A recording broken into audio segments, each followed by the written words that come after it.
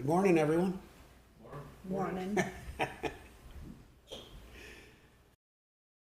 I said that to Brad.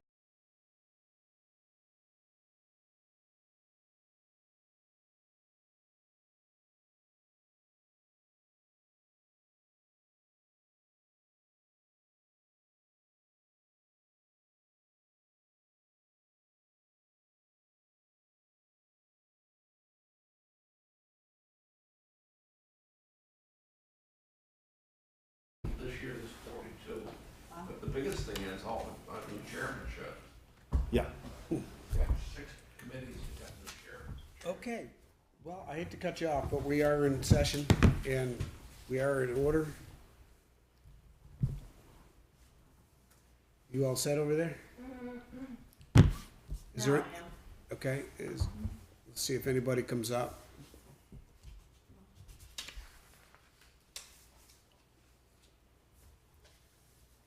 Molly McSween, Brandon, Joseph Bublé.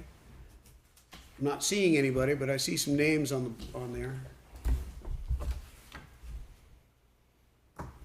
Just holding off. Joe, can you hear us?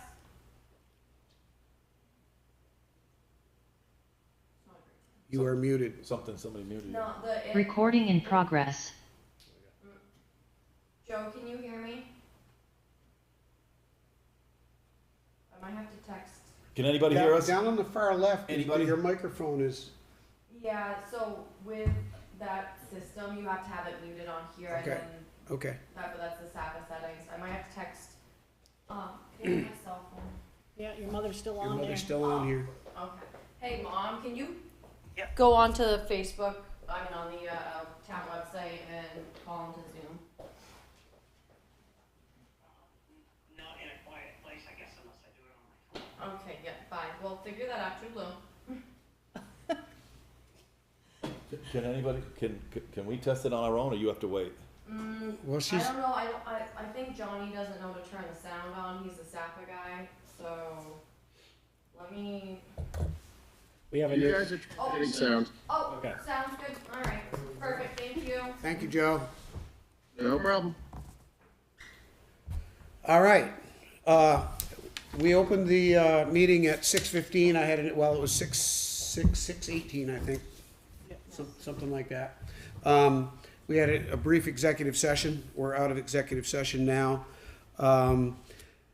Welcome to everybody. I hope you can all hear us out there. Weathersfield Select Board meeting, January 3rd, 2023. Happy New Year to everybody. Please rise for the Pledge of Allegiance. Pledge allegiance To the flag of the of the United States of America and to the republic for which it stands, one nation, under God, indivisible, with liberty and justice for all. Thank you all. Agenda reviews, is there anything anybody wants to look at on the agenda? And has Wendy got back on yet? Doesn't look like it. Let me text her. You can carry on. Okay, agenda review? Nothing, everything looks good for everybody? Is there a, so, as we get down further here, and when I saw this, I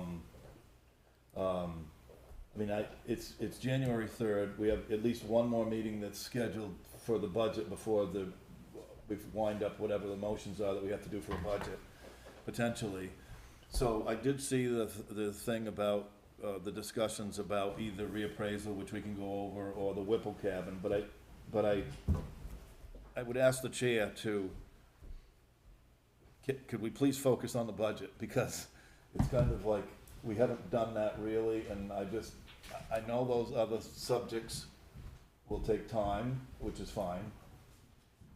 But if somehow we could measure that, so, we haven't been keeping time, but in the last meeting, I know we got to like 9 or 9:30, and then we had to make some decisions, and, I mean, I for one said, because we had lost power for like 2 days, it seemed to get at a different hour to be making more vital decisions. Okay. I'm gonna make some suggestions here. Yeah. After comments from citizens, the I'm gonna take care of business first, Brandon. So I'm gonna go to the fire truck loan, the town reappraisal, and then the budget, in that order. Or at least if we could put some, maybe some minutes on it. You're within your scope of, chair, as far as like, okay, we're gonna take 5 minutes up on this, or 10 minutes or something, but sometimes we get drifted off.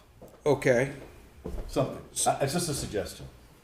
No, I agree with you. I wouldn't mind having one extra meeting to finish the budget if Yeah, I mean- necessary, but if we can avoid it, let's avoid it. Well, me I don't neither, know that because I that'll think, there's a lot going on, so I don't oppose that either. I think that's probably a really good idea. And, yeah, I'm just trying to, I'm looking at this thing and I'm trying to make sense of the comments from Cindy. Review the minutes, minutes can go down. Well, I think we should just start, but I just throw that suggestion out for, like, when we get there, we can say, hey, look, we really want to take 5 minutes because we gotta Okay, go through. all right, then I'll scoot us along, how's that? Comments from citizens, topics not on the agenda. Do I have to look at myself all night?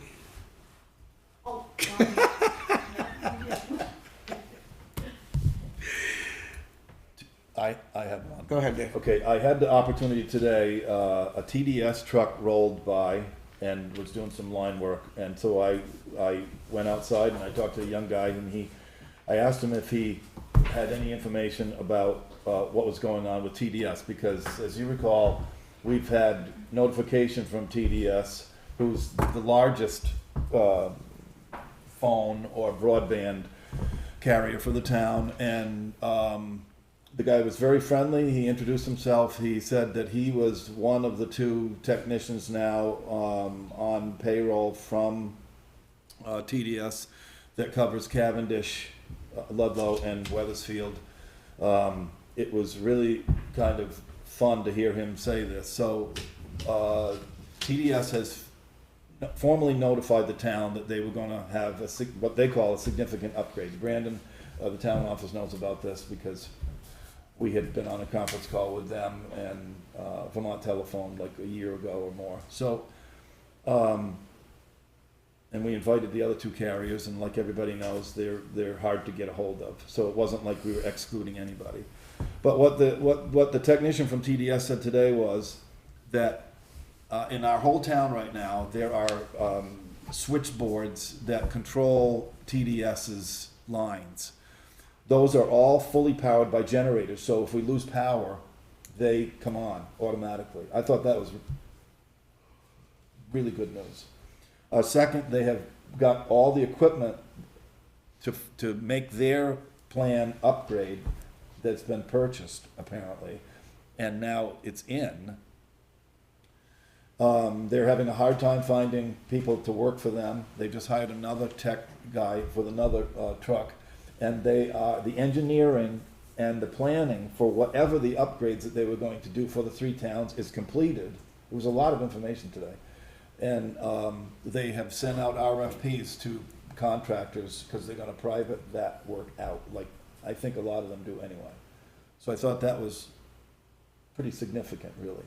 Now, I do know that costs have significantly increased for construction, having to do with these systems. I don't know where that's going to lead, but I thought that was worth noting today, because we always seem to come around broadband at one time or another for discussions. Well, and I think, I could be mistaken, but I think TDS is mostly DSL in town, and I believe this upgrade is a fiber upgrade. Yeah, it is. That's all over town. They actually ran some fiber on Skyline. I had no idea what that was about. Yeah, mine's still DSL. 300 yards, 400 yards. So so it was all kind of pretty good news that they had, I thought a couple of things. Number one, their whole systems are on generator backups. I thought that was kind of interesting. And then also that their planning and engineering, which is always the key component to all these, whatever they're doing, was finished, and that they were sending it out for bid to construct. That's it for me for now. Anybody else? Darren, you want to do an update on this morning, I guess? Yeah, so this morning at 5:30, we got called for a tractor trailer tanker and truck accident find out the tanker had propane in it. The truck that ran a red light hit just in front of the dual wheels of the tanker trailer itself and immediately caught on fire. The guy was able to escape out the passenger window. So a couple things I've talked to today with the state is to try to get the lights not to flash anymore, because this is our 4th accident in 2 months of that time frame. 5:30 in the morning, people just bolt through the intersection.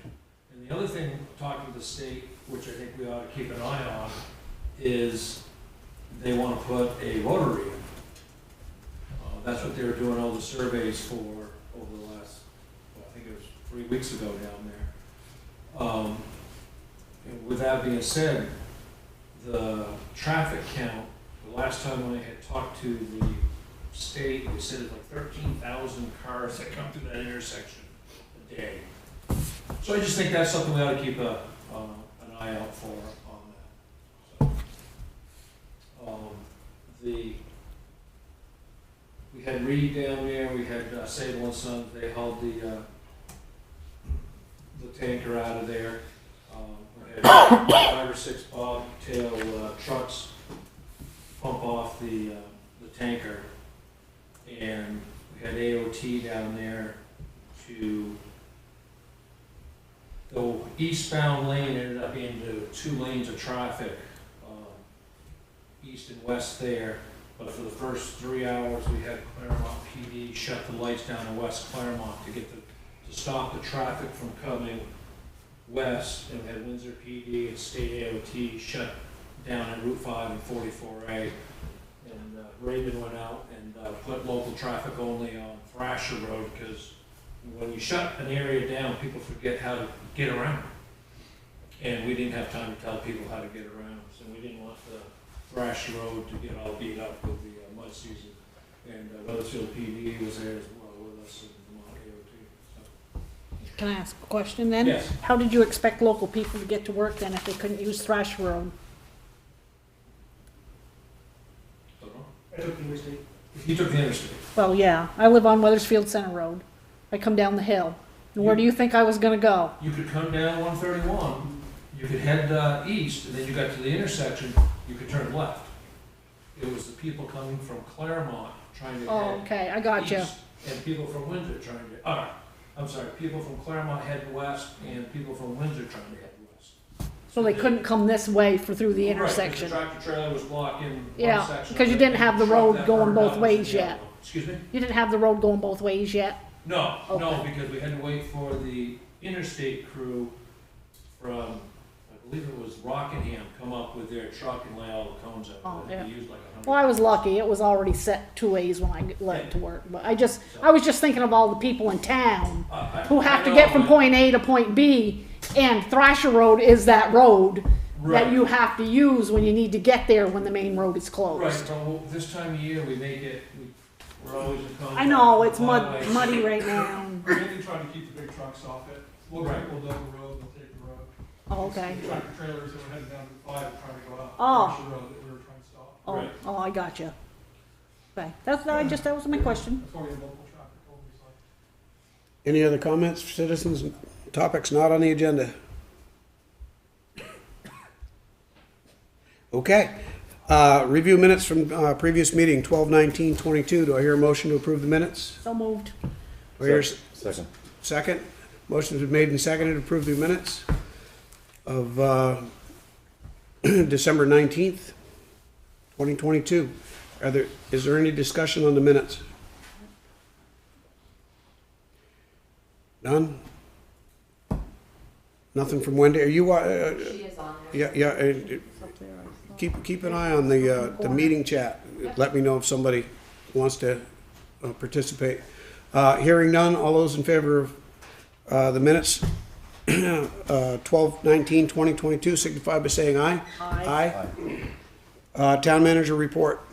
Go quickly. Yep, so the first item are the annual town reports. We need those to be in no later than January 20th, so we have 17 days until we need all those reports in. And that's 46 days prior to town meeting, so what that does is it gives us time to work with Doolittle's, so that we can assemble the town report and get it out to the residents. If anybody needs assistance with their town report, give us a call in the town office, and we're happy to assist you. Any questions on that? All right.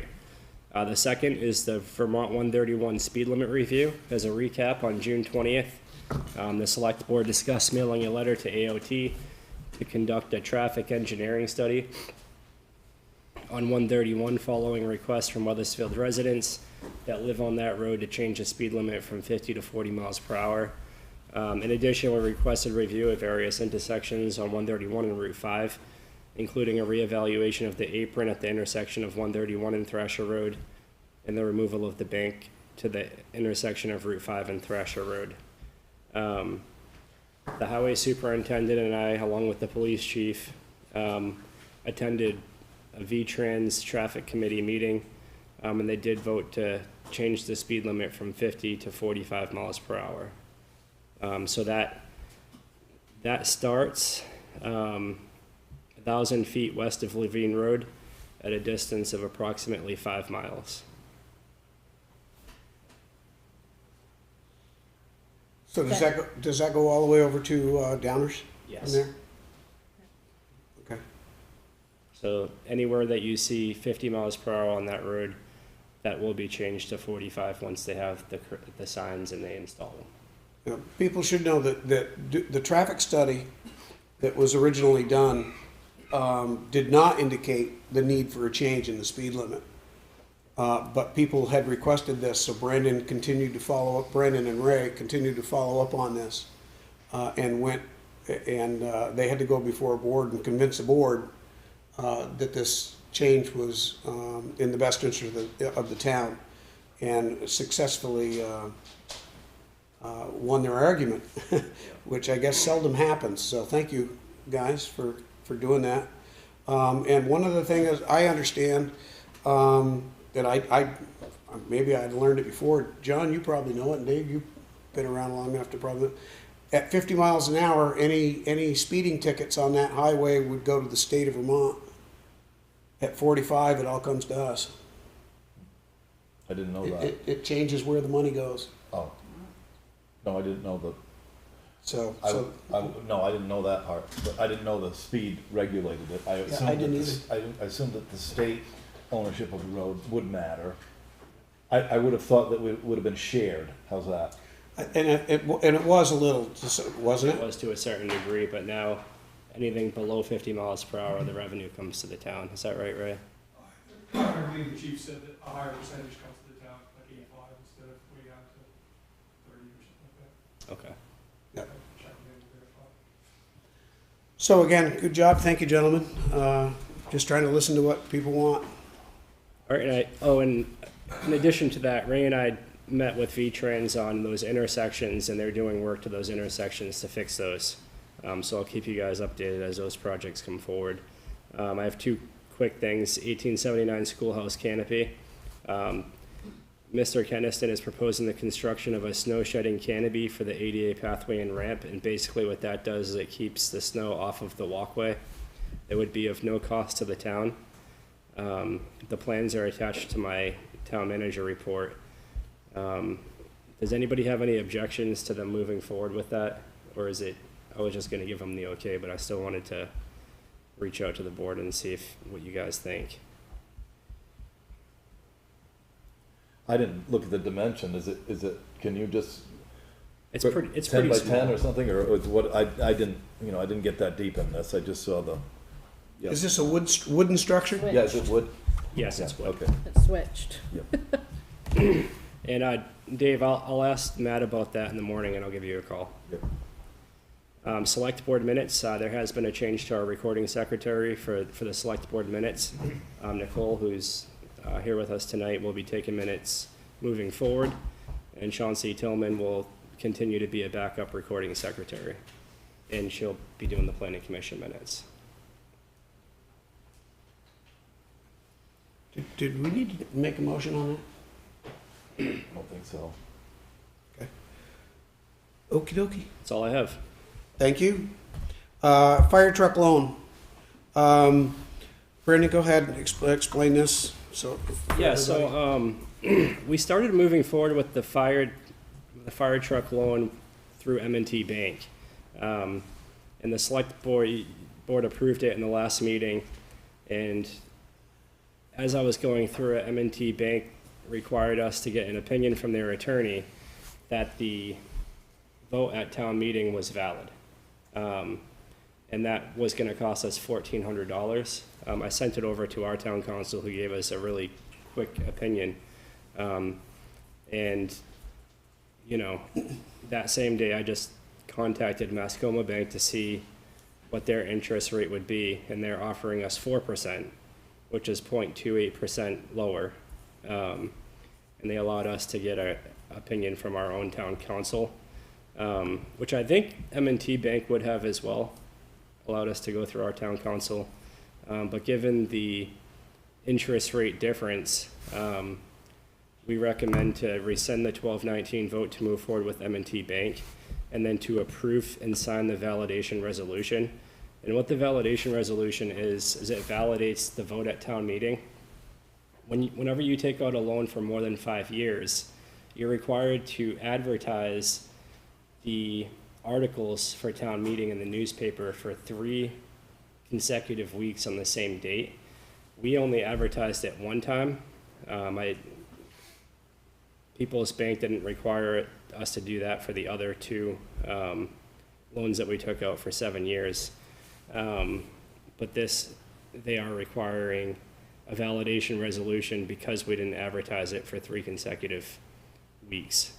When you say they, you're saying M&T Bank? Both M&T and Mascoma are requiring that. They seem to think that the vote of the people challenges that, or? I ran it by town council, and he said yes, because it doesn't meet the statutory requirements, which are to advertise it for 3 consecutive weeks. We did advertise it once, and it's $625 every time you do it. I argued that because we send in the town reports to every Weathersfield resident, and they already have it in their hand, why do we also have to advertise the same information? But since that statute, I was told that we have to take it up with the legislature. And one is listening. That was a special article. I mean, it's pretty straightforward. Like you said, it's printed in every single town report that everybody got. That it just seems a little bizarre to me to have. So in order to, there's one way around it, and that's this resolution. So, you know, basically what this resolution states is that the vote, that the select board is validating the vote that was at town meeting. And if the board signs that, then we can move forward with a favorable opinion from town council. Otherwise, we have to borrow for 5 years instead Who of. made the motion on the 19th of December? I think it was Paul. Paul. So To go back he's and not see. here. We don't need to actually rescind the motion. Actually, what you need is a motion to reconsider, because you had a motion and a vote. Okay. So you need a motion to reconsider, not a motion to rescind. Yeah, and the treasurer recommends, just to give you an update on this, the treasurer recommends that you vote to approve and sign the validation resolution. And once that's approved, we give that back to town council. And then town council then has to issue an opinion to Mascoma Bank. So at the next meeting, the board would vote to approve the Mascoma Bank loan for 7 years, $270,000 at a 4% interest rate. But we don't want to do that until the opinion gets approved by Mascoma Bank. And the treasurer did state that if it comes time to pay the invoice for the fire truck, that it's okay, because we can pay for that right now, and then we'll get the money as soon as the bank loan's signed. So do you want to do the motion to reconsider, or you want to leave that on the table for now? Is that what you just said? Because you're not sure what's gonna... Yeah, I think it's fine to reconsider. Well, that wasn't the treasurer's recommendation, though. His recommendation was to rescind the 1219 vote. But you can't really go back and just rescind something that's already been voted on. it's a motion to reconsider. Okay. It's just procedure. Yep. If we hadn't have taken the vote, okay, then you have a motion on the floor, then you can rescind the motion. At the very least, it's an amendment or a modification Yeah. of the terms of the loan. Well, why don't we just do the validation resolution for tonight? And then in the next meeting, we could take care of the other business. Is Yeah, that we okay? really don't need to do the motion to reconsider until we're ready to make a motion in another direction, That sounds which we're good. not at this point. Yep. Wasn't there, and maybe I'm gonna say this out loud, so I will anyway, was there a consideration for our working relationship with M&T Bank? Yes.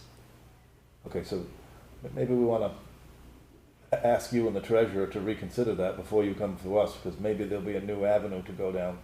Well, now that you've said that, I remember what the second thing was in the executive session I wanted Oh, yes. to point out to you. Well, I knew I was treading on a little water there about whether I should say that or not, but I thought I was careful. That is on our agenda, but it's a little bit more work. It's pretty time consuming, so we want the budget process to be done with, and then, you know, Yeah, we're just trying to keep the ducks in a row, the fire truck loan, the budget. Let me ask you another question. So are the terms of any other lending agency, other than ourselves, are they equal to what we're being offered at 4%? So you've been to a few town manager meetings, yeah. regional ones. Is 4% common right now for loans to towns? I'll send that question out to the town managers in the morning and just kind of get some feedback on it. I don't know how many have. I don't think we're in a position of being that low on the poll for credit for. No, we have A+ credit. Right, so I'm sure that we probably are equal. Do you want any action Okay, tonight? yeah, we need to take action on the validation resolution. Is that a document we just sign, or do we have to vote on that, Brandon? Yep, you have to vote to approve it, and then at the end of the meeting, you guys can sign the validation resolution. All right, let me get through these things to town reappraisal. Where's the, So I see the recommendation is say to vote to approve and sign the validation resolution, but what will we be talking about? Because that needs to go in the motion. Validation resolution for Yeah. the article that dealt with the fire truck purchase? For Article 9, Okay, Article 9. So Nicole, make sure you get all this in the minutes then, because we don't want to do the wrong thing, right? go ahead. I'll make the motion to approve and sign the validation resolution dealing with the finance package put together by the town treasurer with M&T Bank on Article 9, passed at the March 2022 town meeting.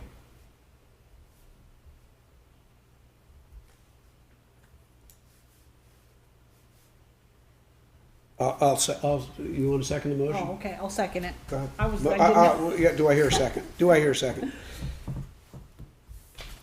I was just waiting my turn. Thank you. I was actually trying to capture as much of that as I could, so I think she's got a recording going anywhere. Okay, motion's been made and seconded to approve and sign the validation resolution put together with M&T Bank and the town council, I guess, that was approved at the March town meeting. I think there were a few other words in there, but. Well, Article 9 for the fire truck. Article 9. And make sure it goes March of 2022, so it's, 22. 9 months ago. 10 months ago. Article 9. Thank you, Dave. I got most of it. It moved along pretty quick. Any discussion on the motion? We're all set? All those in favor of the motion signify by saying aye. Aye. Aye. Wendy? Aye. Thank you. The motion carries. And we'll deal with the, Brandon, I think we can solve this ourselves, just with Robert's Rules of Order, but if not, we'll get a legal opinion on rescinding it. Like I said, I don't think you can rescind something that's been voted on I think it's it's a motion to reconsider. Yeah. Okay, town reappraisal discussion. Brandon, you wanna take that, or you want? Yeah, that's fine. We received our 2022 equalization study results. Those study results are attached as attachment A. Our CLA has changed from 87.89 to 80.97%. Our COD is 20.45%. According to the notice, our education grand list is $329,333,700. The equalized education grand list is $407,984,414. When a town CLA drops below 85% or the COD is greater than 20%, which ours is both below and greater than the 20%, the town will be notified that a reappraisal must be conducted. The study results that we received was not the order, so we have not received that order as of this time. But I think it's important to note that 65% of the cities and towns in the state of Vermont are in similar situations and are subject to a reappraisal order from the state of Vermont. Does anybody have any questions about this? Well, Mr. Harrison's been coming in here telling us we needed to do this. Now we don't have a choice. Now we need to do it. I can add a couple things that, in the press lately, there's been, some information about switching from, statewide school property tax to an income base.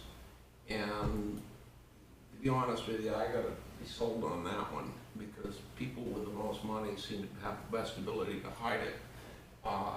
And not only that, we're not that far off of an income base now with the income sensitivity component that's already built in. One thing, I don't know how they developed this Excel sheet, but I couldn't, you can hardly read it, but anyway. One thing of note, I noticed, I went through some of the numbers, and we are in the, as far as the time span between reappraisals, we're at the very bottom. As far as there's only 15 towns that have a longer lag time than we do in their reappraisal. The one that was really shocking was that one of my district towns, Cavendish, theirs is only 3 years old, and they already fell below. We're in a lot better position because we at least think we have enough money to actually do a reappraisal. But a lot of these towns that haven't been saving their state allotment, it's just not going to happen. Ways and Means Committee is already aware of this. They're going to be talking about it. I'm speculating that there'll be some kind of criteria of a pecking order of who needs to go first. There's not enough firms in the state that do it to even think about what, if everybody sent it in, it would just be chaos. And plus the towns that haven't got, are only a few years out of reappraisal, just won't have the money to do it. And if you go through the list, the amount of dip that we took isn't out of line with most towns. There's a handful of them that actually went in the other direction, but if you look at small towns, so there was some sales anomaly in there that probably made theirs actually go in the other direction. Most towns took anywhere between an 8 and a 14% point dip in this cycle. I have a question that I think is an important one, and that is that you said this cycle, and that triggered, my segue into the thought, which is this cycle is the COVID cycle. It had an impact on property in Vermont. Yes? I'm not going to argue that. Well, but it seems that maybe there's something that needs to be fixed in the formula to account for anomalies like that happening. We don't know when they come or when they will or when they won't. And to have 65% of the state land in a reappraisal mode, like, causes other problems too. It just seems that there's something may be missing. I don't know what the answer is, but something may be missing within the formula. I don't know. Once again, Ways and Means will be the committee that Yep. will get handed this. And you may be right, and that may be one of the aspects that they're looking at is, how do we prevent this from happening in the future? Can we make some kind of grandfather clause? And the other thing we don't know is how many of the towns that are up for reappraisal we're already on a waiting list to get it done, and I don't have any answer to that. Maybe preventing isn't necessarily the solution. Preventing it from, but at least having some way of leveling it and balancing it. Because you can't just make COVID go away. I'm going to come to you in a minute, Dave. I would think that there'd have to be some way that in lieu of a disaster like COVID or something like that, that you would be able to develop a formula that says, okay, we've hit this disaster period, it's been implemented, now we need to readjust this rule that we have that says X percent. We need to apply the emergency rule to that to really take it who applies, because it's not just a matter of, like has been said, it isn't just a matter of who's going to get an appraisal, who isn't going to get an appraisal, and the effects of that. I just went through it myself. It took me 6 months to get an appraisal. And the appraisers are out there going crazy because there's such a turnover of land and homes right now that that's part of what the effect is too. So I just think that there's got to be ways and means, is perhaps got to address again the emergency situation where if another one comes up, you can say, well, yeah, these guys came up for reappraisal, but their town right now is underwater, or they're something like that, and we need to look at how do we do that. COVID was a little bit more global, and hopefully we don't have to go through anything like that again. Yeah. I think what happened, this is just my opinion, and I could be wrong, a lot of people wanted to exit the cities, and they headed up this way with lots of money, and property started selling way over value. Because they were just, I've got a house I could have sold for probably close to twice what it was worth. I didn't sell it, but I probably could have come close to twice what it was worth.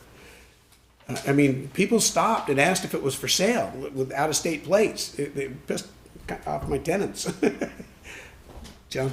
One aspect of the report with all the towns that I thought was should be noted, we seem to concentrate on the CLA, which common level appraisal, but a really important number is the COD, common level coefficient of dispersion.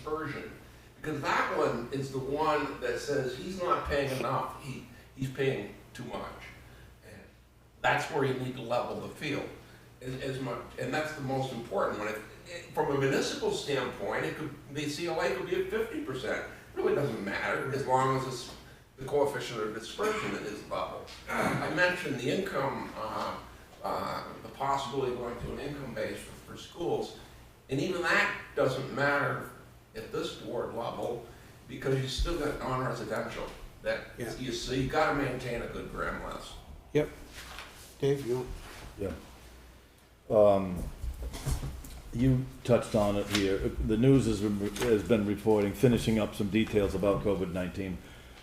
Vermont is the #1 state in the country for people to move in the last 2 years. 2 years in a row now. Okay, so they are moving from other parts of the country to come here.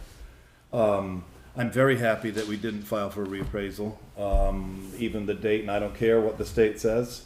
I don't care what anybody says. I'm on my own plane, and I like driving it that way.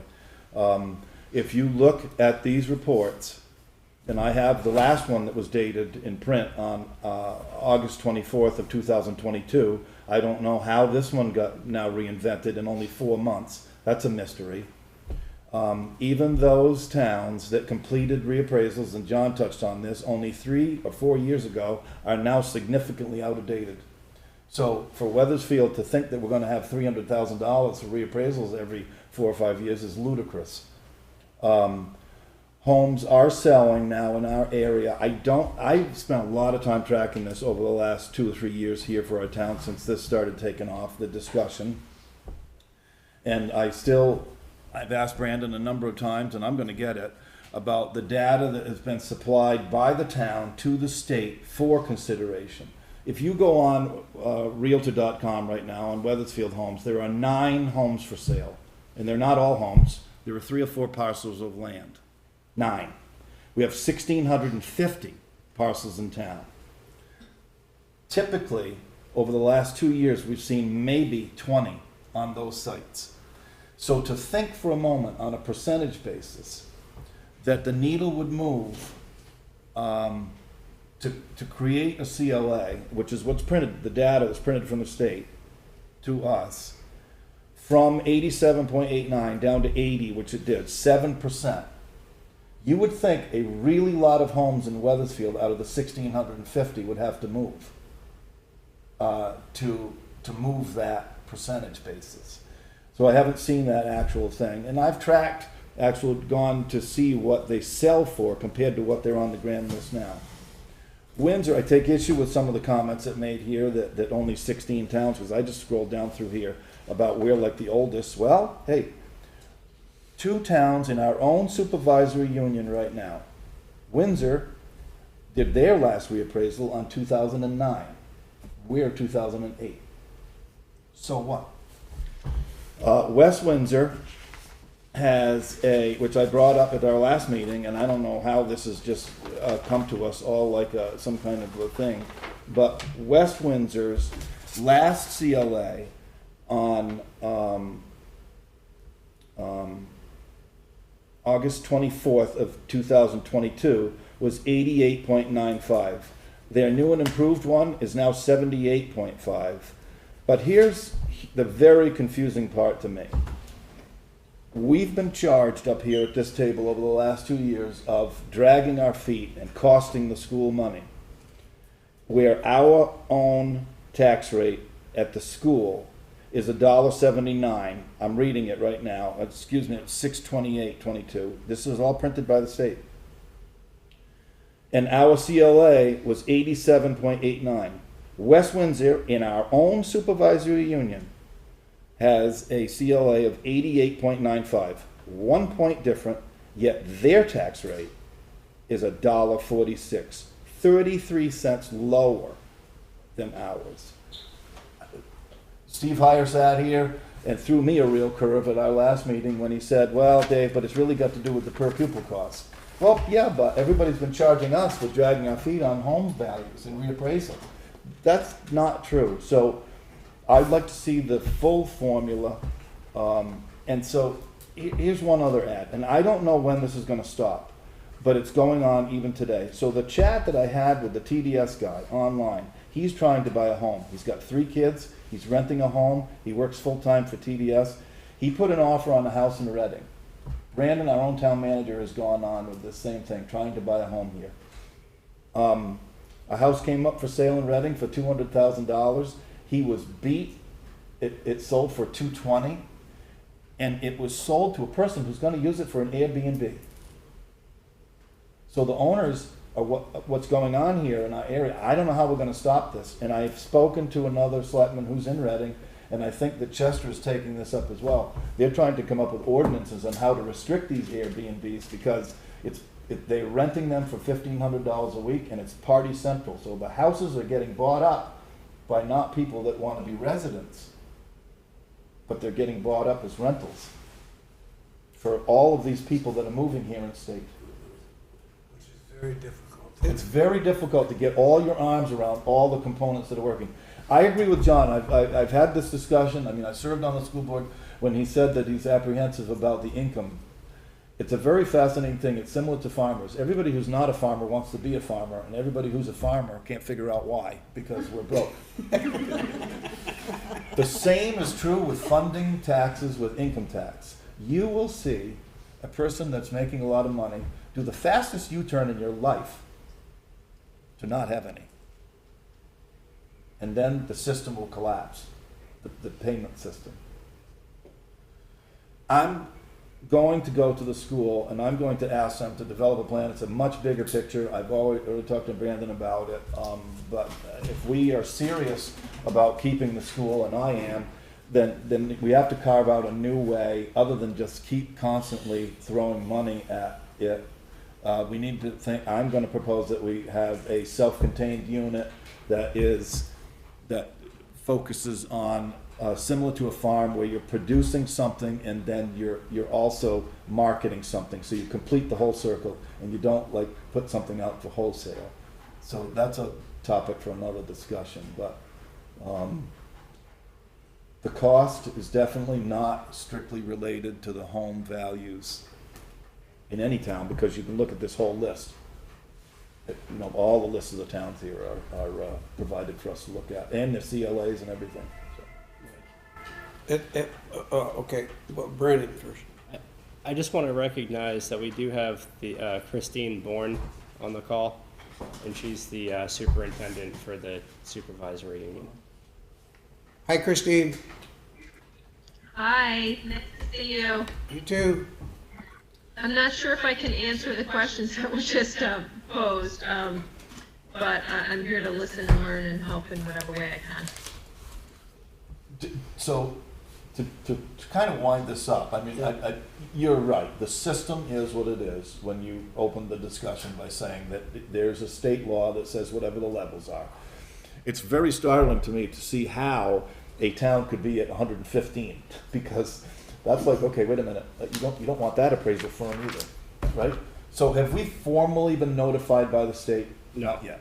No. But it's headed that way. We will get a letter. So when that happens, I suggest that we take it up on the agenda again and then see what the process is to be in compliance, right? Well, my suggestion would be to simply let the town manager move forward with RFPs on an appraisal, because we still have to take action on that once the RFPs come in. So we might as well let the RFPs go out. There's a lot of stuff that I'm looking at, that you're looking at, that I want answers to. I've asked Brandon for the email or letter that came from the state contained language in there that said specifically to go to this address, www.org, and you can get all of the information that the state has that contributes to this formulas, what they are, what the numbers are, where they come from, and how they come up with all this stuff. And I think we should have that so that we can take a look at that stuff, and I've told him that. I agree with you. I can't understand how a town in the same supervisory union with a 1 point difference in CLA, of course it may be that's where the COD comes in. What if this is only showing the CLA? What's the COD look like? And what does that do to the formula when they're working on those numbers? And because you're within 1 point on your CLA, but you're 33 cents apart on your tax rate. So I mean that's a good question. Well, Baltimore is the same thing. Baltimore which is our other neighbor on our other. They were at 84, so they're at 3 points lower than we are on the CLA a year ago, and their homestead tax rate was $1.67, which is 12 cents lower than ours. So Yeah. I don't know. know. I just know what we've been told. I don't think that's been accurate. We're going to have a lot of discussion about this. That's what I see. I think. Anybody, John? One thing that, I know you want to get on to other subjects, but one thing I've tried to make very clear to the school board, and I hope they understand completely, is that they said the CLA, our budget's going to be defeated because of the CLA. That flat out isn't true. In March, we vote on a dollar number. The CLA is computed later when we know what the yield number is from the state, and then that whole thing, that's what generates the $1.79 rate. So you're voting on a dollar number in March, and that is in fact, it affects your pocketbook when the payments come due. So what you're saying is it's per pupil cost then? Because that's where the number comes from, Oh, yeah, correct? absolutely. Okay. I was just gonna say that I think the rate, in West Windsor has something to do with the per pupil rate and the merge that West Windsor and Windsor, went through a few years back. That lowered their tax rate because they have a larger equalized pupil number now. Baltimore's part of Two Rivers, their kids go to Green Mountain. Green Mountain's tuition $16,000. Well, north of that, but not by much. I had somebody ask me a question relative to pre-K in Weathersfield, and the question, and I don't know anything about any of this. I'll tell you that right up front. So I'm just going kind of on what the question was, and that was to look into how the pre-K counts towards the per pupil cost of a town. And what he was saying to me is, we're not getting the credit for our pre-K, that's going to Windsor, I think. I don't know. I don't know either. Like I said, it was a question, I don't know much about any of that stuff. I'm not on the school board. But how does that work? What do they do with the pre-K? How do they determine where the credit goes for those? I think he's asking you, Christine. Yes. Yeah, yes, I know, I was thinking about it. So there's a reimbursement for pre-K in the state. Everybody's entitled to pre-K. So many hours of pre-K that's, paid through the supervisory union back to the provider or the family, I believe. But I don't know the answer to that, but I will find out for you. If they are a pre-K student in Weathersfield, who gets the per pupil credit for that student, and I'll come back to you with that answer. And since how you are from the supervisory union, correct?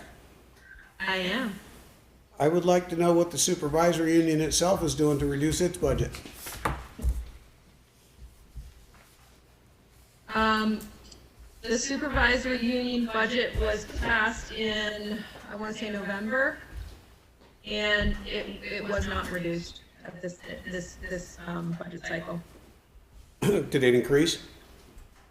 It did increase. There were some, as I recall, there were some special ed increases. That was the biggest percentage. There was some of the increase was due to the negotiated agreement. That would be the increase in salary that the staff negotiated. And some of those are SU employees. A lot of the special ed employees are under the SU budget. So some of the increase was due to that. Some of it was, admin and ops. There was a slight increase in the curriculum budget because we're looking at new curriculum, a new math curriculum. So nothing, no big additions to the budget, but it did go up. Separate from the SU budget, I did see and had a question. And Brandon actually pointed it out to me the night we were at your meeting, the school board meeting. There's a $30,000 increase in the principal's assistant position. Could you explain that? In which budget? We're way off. Reappraisal. I think that's true. I think you should be asking Yeah. about that at school. Yeah, you're Because right. don't even I know. apologize. Yeah. I'll refrain from that at this time. We'll have that discussion another time, because I am meandering off into the weeds, and I apologize to everyone. No problem. So, any other discussion on the CLA? Thank you, Dave. Paul isn't here. He would have straightened me out a long time ago.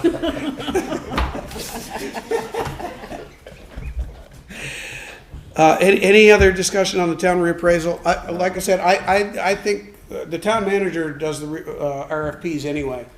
We don't need to vote on him doing RFPs. I think it's just my opinion. Go with the RFPs. Let's get those going, and we'll work on this and make decisions moving forward. Everybody okay with that? I'd like to see that, whatever information he starts gathering.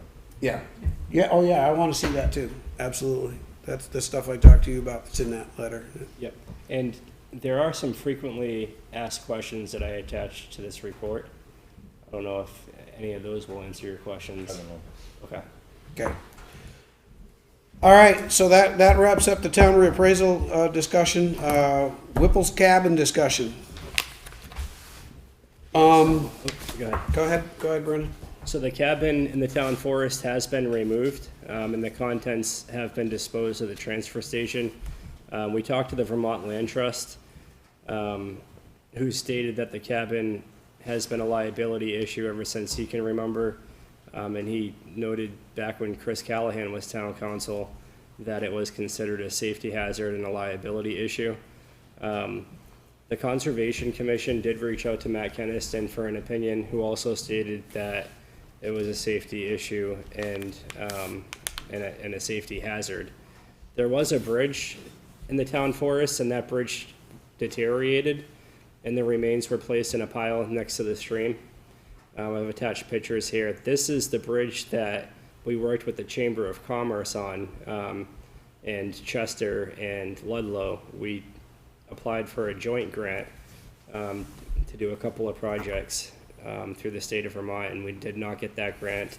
The reason we didn't get that grant is because we didn't have the bridge engineered in advance. But the bridge definitely was deteriorated, and it was placed into a pile. We spoke with the Vermont Land Trust, who stated that he also agreed there was an old bridge at one time that had deteriorated, and that bridge was a public safety hazard and a liability issue. The problem that we have here is the Conservation Commission did move forward with the cabin removal without the select board being notified.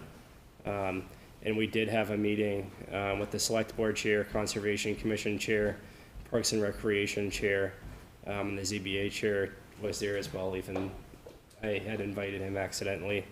He didn't really have too much to do with this, but he said that the meeting was good for him to attend.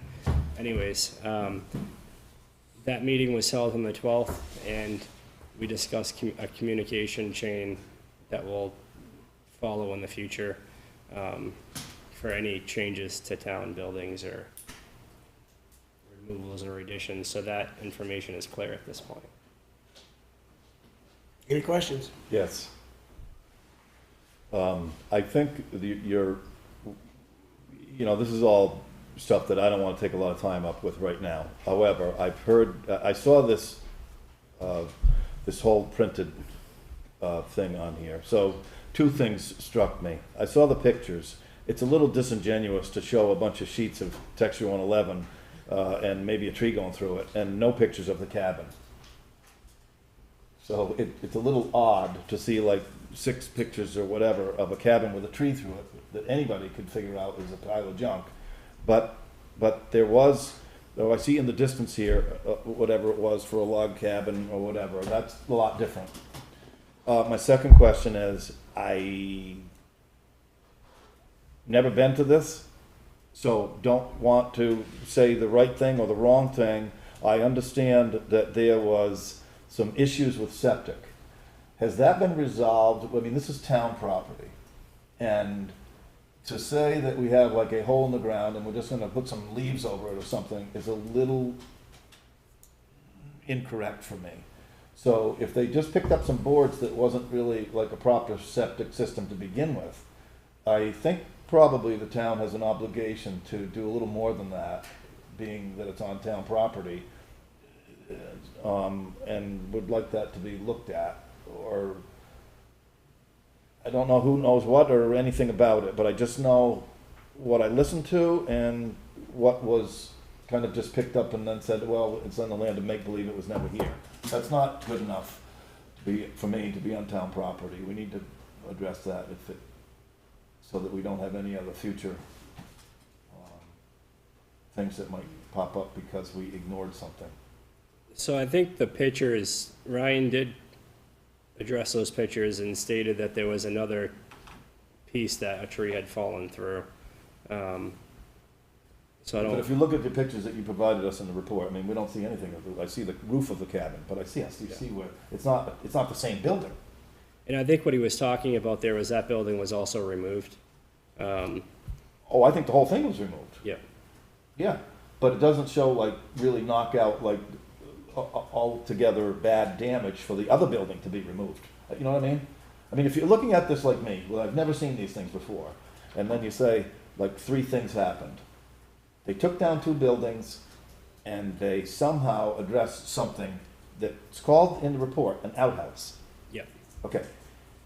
That says in my mind, there's one building that I see smashed, that's fine. Another one that's kind of off in the distance that's not shown that clearly, and then something to do with septic. That's all. And it's on town property, and I don't know what it means or doesn't mean, that's all.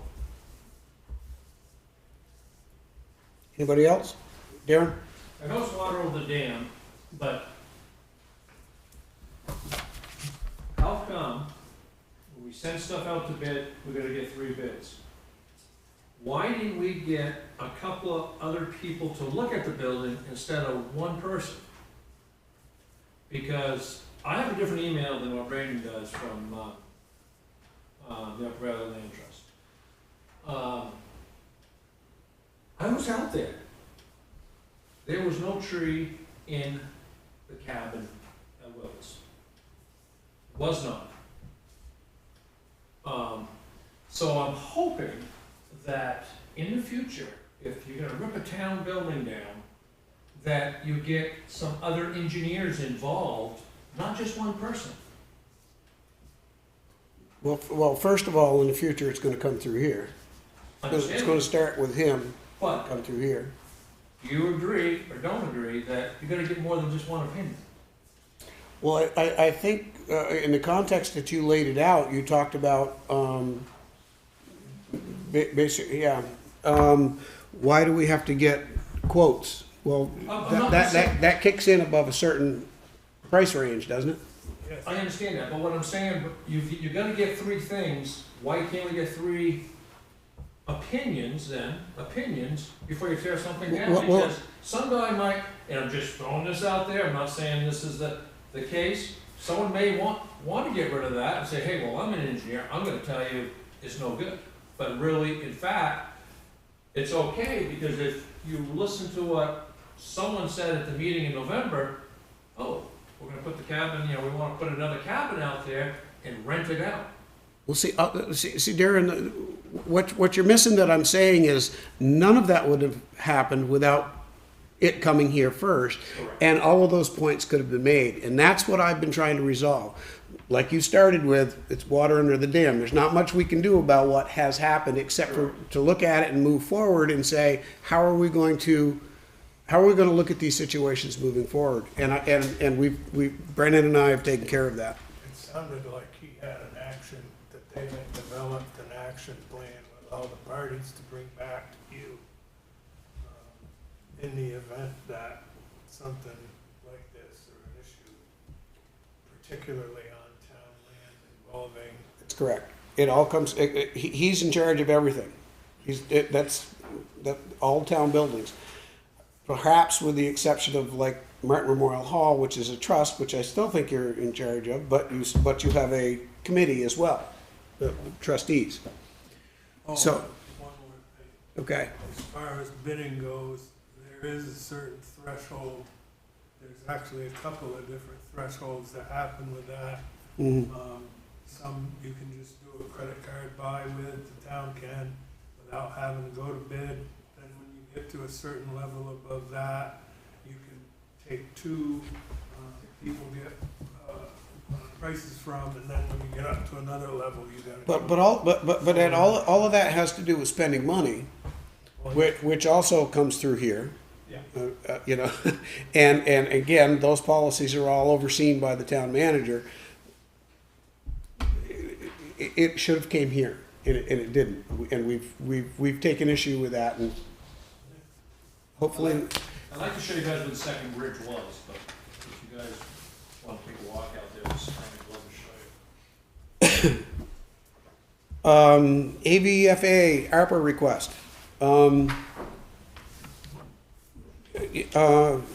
Darren, go. Yep, what we're looking for is, some money, $6,000 to purchase an extractor, washing machine extractor for our fire gear. Right now, we're driving either to Windsor, Claremont, or Springfield to have our bunker gear washed. And then after, when they have time, they'll wash it, and then we'll go pick it up. Which leaves some firefighters without any bunker gear for 2 or 3 days up to a week. If we could cut our time down and do everything in-house, we can get it done a lot quicker and get the firefighters, like, I got 3 sets of gear that gotta go out again for the car fire this morning. NFPA 1851 states that you gotta wash your fire gear at least every 6 months, but if you go into a structure fire, chimney fire, a smoke condition, car fire, you gotta wash it the next day. Just to get rid of the carcinogens that causes cancer in firefighters. We've been real fortunate. We have an old washing machine that we wash our, it's a home one, to wash our hoods and gloves in every time. But the gear, you gotta tear your gear apart into 4 sections to have that washed. Brandon? I just want to note that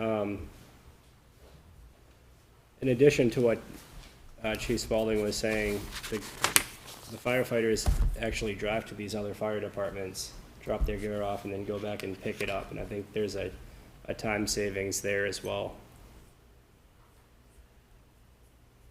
And if there is a question on drying, a dryer's $13,000, but we went to Hartman for a structure fire. They made their own dryer, gave us the plans on it, and you could build a dryer for like $800 in Hartford. So that's what we'd like to do, is get the gear and then dry it ourselves.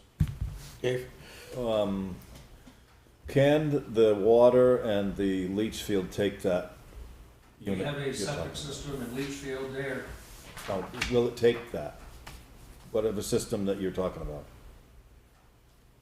What size is your system? I don't know, I'm just asking a John, do you remember when I dumb was question. we got the plans, It's a dry well, that's all I can tell you. There was some restrictions on having suppers there because of the size, but we don't have suppers there, so. But you don't know the capacity of whatever this is for water or something to that effect. So I'm not interested in buying something that can't be installed. A 20-pound washer, 120 volt pump drain, 1 to 2 sets of gear at a time. Let's see if I can pull up some more specs on it. It says 16 gallons a minute or something, but it doesn't say what we're talking about as far as, is it like gonna take 100 gallons of water and that's all gonna go in, and does that contribute into your leach field for whatever other things that you've got going on in the building? Yeah, 16. Didn't the west side run into this problem? We Does have- anybody have any information about We that? have one over there. And It works. it went into the, didn't you get it with the Homeland Security grant or something? I believe so, yeah. And We also have a dryer rack. it's all hitched up now? Yeah, you plug air, turn it on, it blows air through the tubes, and you hang your turn out gear on the rack. So is this, have you talked to Darren about this? Is it similar? I You got the dryer. No, we have a washing machine. Okay. And a dryer. And a rack dryer. why do we have to have 2 of everything? The one over there is hooked up to the sewer and hasn't had a negative impact. I know, but the site has had issues before, and that's a concern. As much as you're not using it every day, it's not like a laundromat. So, Well, and that might be, 16 that, gallon minimum. that might be the answer to what you just asked, John. Why do we have to have 2? Is if you got 2 departments using one in one station over here, are their systems capable of handling it? I don't know the answer to that. I don't either. I don't either. There's you also just pointed out the west side got it with a grant, Homeland Security. and there's nothing available. I get emails that all the time. There's a lot of things. I'm gonna go into it when we get into the budget. There's a lot, John knows this through the education or whatever. there's a lot of things that are available that are coming now after a part of the previous funding mechanisms at the federal level that's funneling money into the states. Let alone the bill that just got passed, 1.7 trillion, the annual bill. So to answer your question, I get emails all the time about through previous emergency management from the state saying grant opportunities for different things. Is there anything available now, Brandon? I'm looking to the Homeland Security. Remember, when it come to ARPA, we talked about leveraging ARPA for just that purpose, to offset grant costs to the town and the taxpayer. And the other thing I think you pointed out to me when I first talked to you about this was, we kind of need to start a list on the ARPA so that we don't burn through the ARPA, with nickels and dimes. One by one all the time. Yeah. I'm not opposed to this or necessarily in favor of it either. I'm nowhere on it right at the moment, other than I think that we ought to, first of all, I think you guys ought to verify that your system will be okay. That's really important. You don't want to end up with a problem over there, because that's going to be a state issue that'll cost us a bunch of money. And then let's look into some grants and see if we can't do it that way. Well, the opera is a grant. Are these bids sensitive to time? Didn't you'd get like 3 people I here? got 3 of them, yeah. I know, but did they? Usually, they're holding them 30 days usually. Now, I just want to respond to John's thing, why do we need 2? Because if we have a structure, we're gonna be in the same boat we are in, if we go to Windsor, where they gotta wash 5 to 8 sets, and we gotta wash 5 to 8 sets, we're still waiting. If we have a structure fire in Weathersfield, and they have 5 personnel in the building, we have 5, now we've got a backlog of gear. So it was just, I understand what you're saying. Point, but I thought we were making an effort to operate as one as best we could. We are, but you see where our point is on the bunker gear. Every town of 3,000 does not have 2 washing machines. Do you ever wash your stuff over at the west side? No, because usually when we go to structure fire, we're usually there together with them. So they're tied up with. So they're tied up just like ours are. I mean, so. Okay. And when Brandon first brought this up to me, my first question was, does the west side have one? Do they want one? Because I didn't even know, and I said to Brandon, I said, maybe they don't even have room for one over there. I don't know. But talk to them at least. I remember that I went through, but there's some other things went through, but I didn't know that it was hitched up. There would still be a time requirement though, because then the guys would have to drive over to the West Weathersfield fire station. I think when they get back to the Ascutney fire station, they would take it off and then they can just stick it in the washer. It's more efficient. That's the cost of the washing machine. What's the cost for the installation and getting it? Everything's right there where we get rid of the one that someone donated to us that can't handle bunker gear, just plug and play. You don't have to cement it in on a slab and stuff Nope. like that, like a commercial washing machine? No. What's the board's? There's quite a difference between, to cut to the chase here, there's certainly a significant amount of money in ARPA still. It is a grant that's been offered to do these kind of things. There's a significant amount of difference between these washing machines. Yeah, there I mean, is. it's like half. Yeah. Somebody wants 12,000 for this or more. I don't pretend to be an expert on washing machines, but I just listened to the time travel too, that we're already asking them to come to work for free. Yes. So I'm okay with doing it right now, but I think we need to notify the whole town. I mean, at the last meeting, we passed a motion to dump $20,000 more into the Fire department. in the fire gear fund.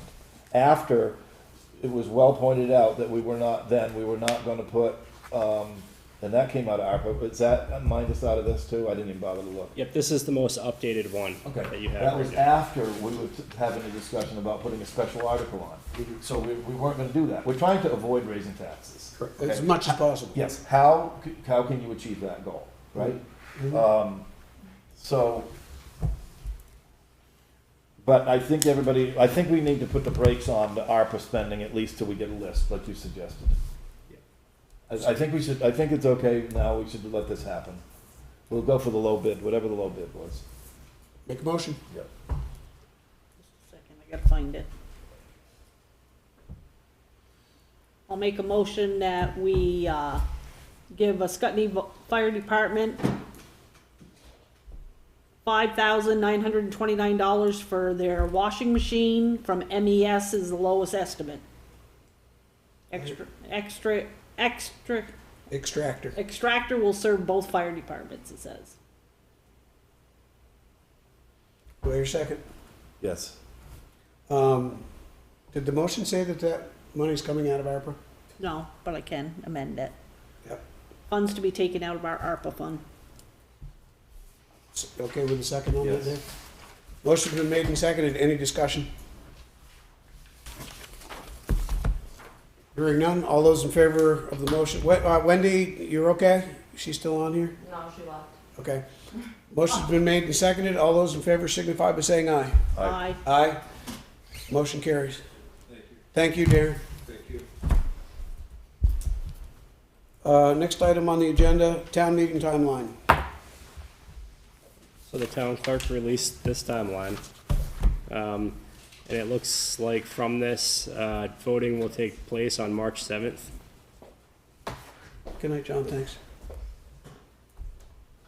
And the town and the school district meeting will take place on Saturday, March 4th. Town meeting is when, did you say? March what? March 7th. Excuse me. March 4th. That's At the voting, yes. The town meeting will take place on Saturday, March 4th. At 12:30. So have you guys, just because of logistics, it's gonna be at the school? Yes. Okay. Yep.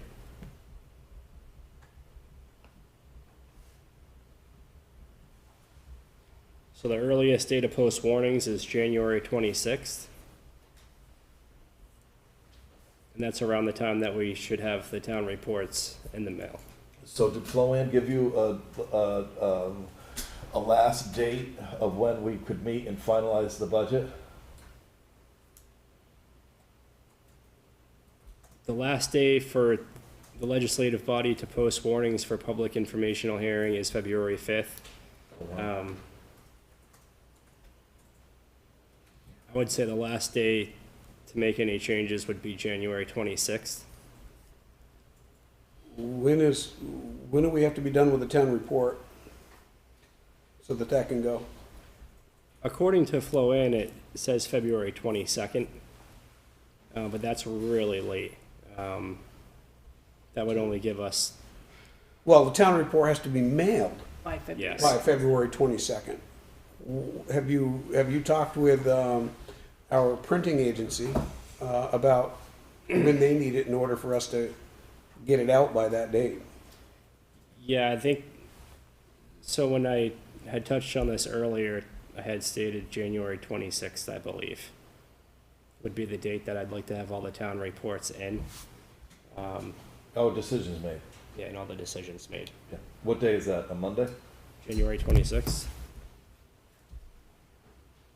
You wanted all the annual reports in by the 20th. So that's the 30th, yeah, so the 20th is a Friday. Okay, 26th is the following Thursday. okay. So if I could have all the town reports by the 20th, that would give us a couple of days to then structure them and reformat them, because everything has to be the same format, Okay. same font. Did you have a discussion yet with the school whether or not who's gonna go first, or somebody's usually at like 10 in the morning or something? Yeah, isn't it? the usually school's the at school. 10 a.m. and Yeah. town's at 12:30. You've already decided that? It's right there. Okay. Somebody's contacted the school, they know it too? I will reach out and connect with them, tomorrow. Does Floanne, as the town clerk, she runs all the elections, so doesn't she control that for the school as well? Sometimes, I don't know, sometimes they break for lunch, or, we've had usually you have a conversation. I think we can set the time, because, I mean, we used to have the school town meeting in May until it got combined back to March, so there were two separate things. But I think we normally just all kind of get together and say, okay, what is working? So do we want to do 12:30 again? I don't That's know, the question. I would ask them, tomorrow or get together, see what's going on. Okay. And, I'm sure they're gonna want to know, cause lunch or whatever the break will be for half an hour, or I don't know. Sometimes I think the last couple of years, though, there was kind of like a longer, although we haven't had it in the building, seemed like there was a longer delay between the times and it wasn't really needed. You never can really tell. So it depends on how long the meeting would be, what kind of discussion there's gonna be. You know what sticks out on this page to me, Dave? Is that big if right there. What's that? Remember earlier we were having this conversation about the banks? Yeah, It says warning must be published in the newspaper if town report is not distributed. And we distribute the town report. exactly. Yeah, but that's not what statute states. Yeah, I know. And the statute only comes into play, it's only triggered when we ask to borrow funds more than 5 years. For more than 5 years. Yep. Okay. And then it cost, I think you told us, I forgot to mention that earlier, it cost almost $2,000 for us to do that. Yes. It's a different law. Yeah, it's a different I think it law. was over laws. Is there a reason you have to go more than 5? No. The landlord pays, raises the total amount paid in unless you're gonna adjust and lower your interest. Well, I don't want to take off into a loan discussion. No, I just didn't know if there was like a specific reason, like if it's above this amount, the bank says it has to be this. No, there is a reason, because it fits into the other loans that we have, and you don't wanna go up too high of a dollar amount of money. We didn't probably wanna pay $50,000 a year for 5 years, or 60, we wanted to pay 40. It fits into another loan schedule of payments. But again, I took us down a rabbit hole. We're talking about a loan. town meeting time. All right. You wanna talk about the school? I'm finished with that too. I'm tired tonight. Yeah. Tired. I'm so tired. Meeting timeline, so we're okay with everything on that? Yep. Right now? Brendan and I will get with you on the, well before, in fact, maybe in this week sometime, if you've got some time. We'll see where we're at with the budget. If you got time, we'll get together. And that takes us into the budget. Budget overview. Go, Brendan. All right, so following the changes the board made during the last meeting, the FY24 proposed budget has been revised. So everything that you see tonight does include all those revisions. I would pay attention to this sheet here. Yep. So this sheet here shows in FY23 what the revenue and expense was for all departments, and then that compared to FY24 what the revenue expenses for all departments and the difference between tax needs. All the way into the right hand 3 columns, those are the changes in revenue, changes in expense, changes in the tax need. And at the bottom, just kind of put together what a tax bill would look like based on these 4 items, including county tax appropriations, general fund, and highway fund. So right now, we're projecting a 0.0692 tax rate change. What was it last year? Last year it was 0.6098, and this year 0.6790. That includes a $42,209 difference in revenue in the general fund. In the administration budget, $11,943 revenue difference in finance, $1,500 in the library, $430 in the town clerk, for a net difference in revenue of $158,484. On the expense side, the administration budget would be increasing by $14,679, which includes the which is due to the COLA of 8% that was decided on in the last meeting.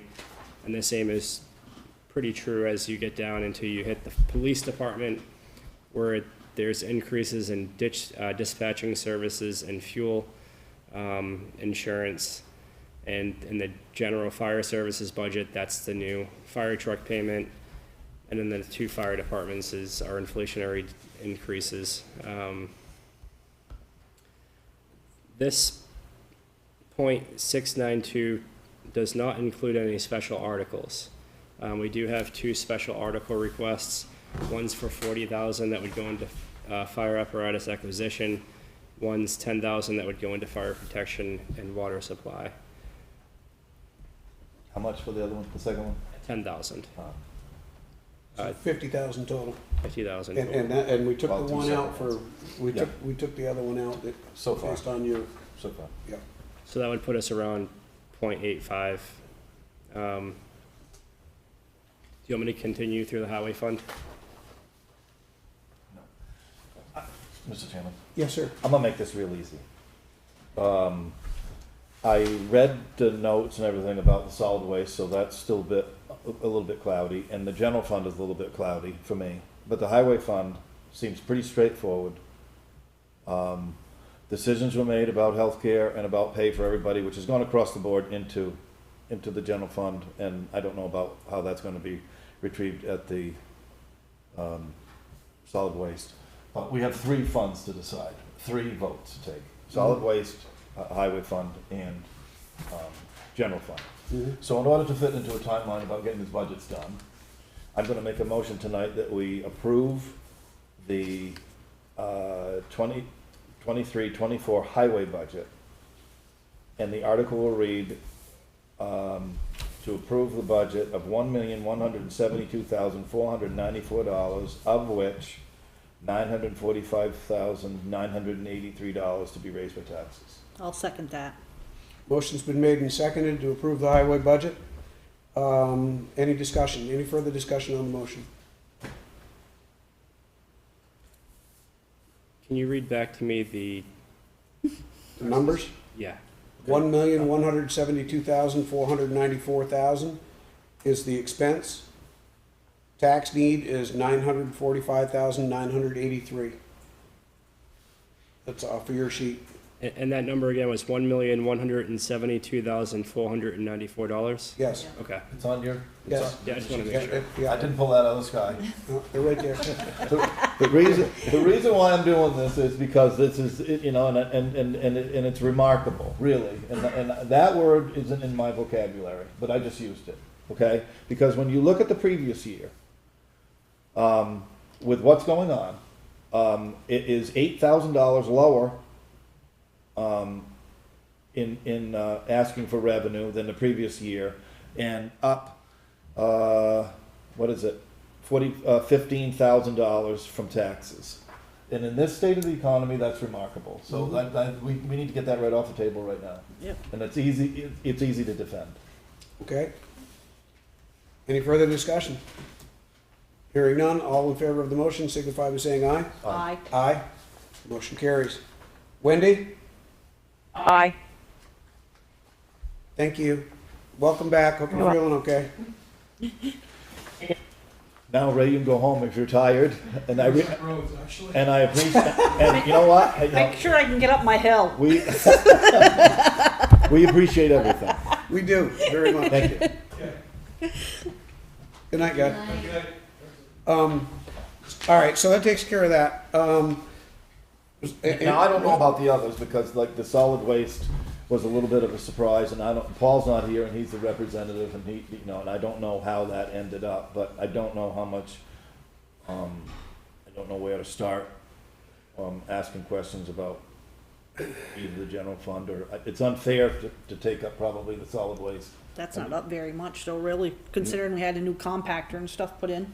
Well, he's not here, number one, Paul. Yeah. But, so I spoke with Brandon, about asking this question, and I don't know what the board feels about it, but,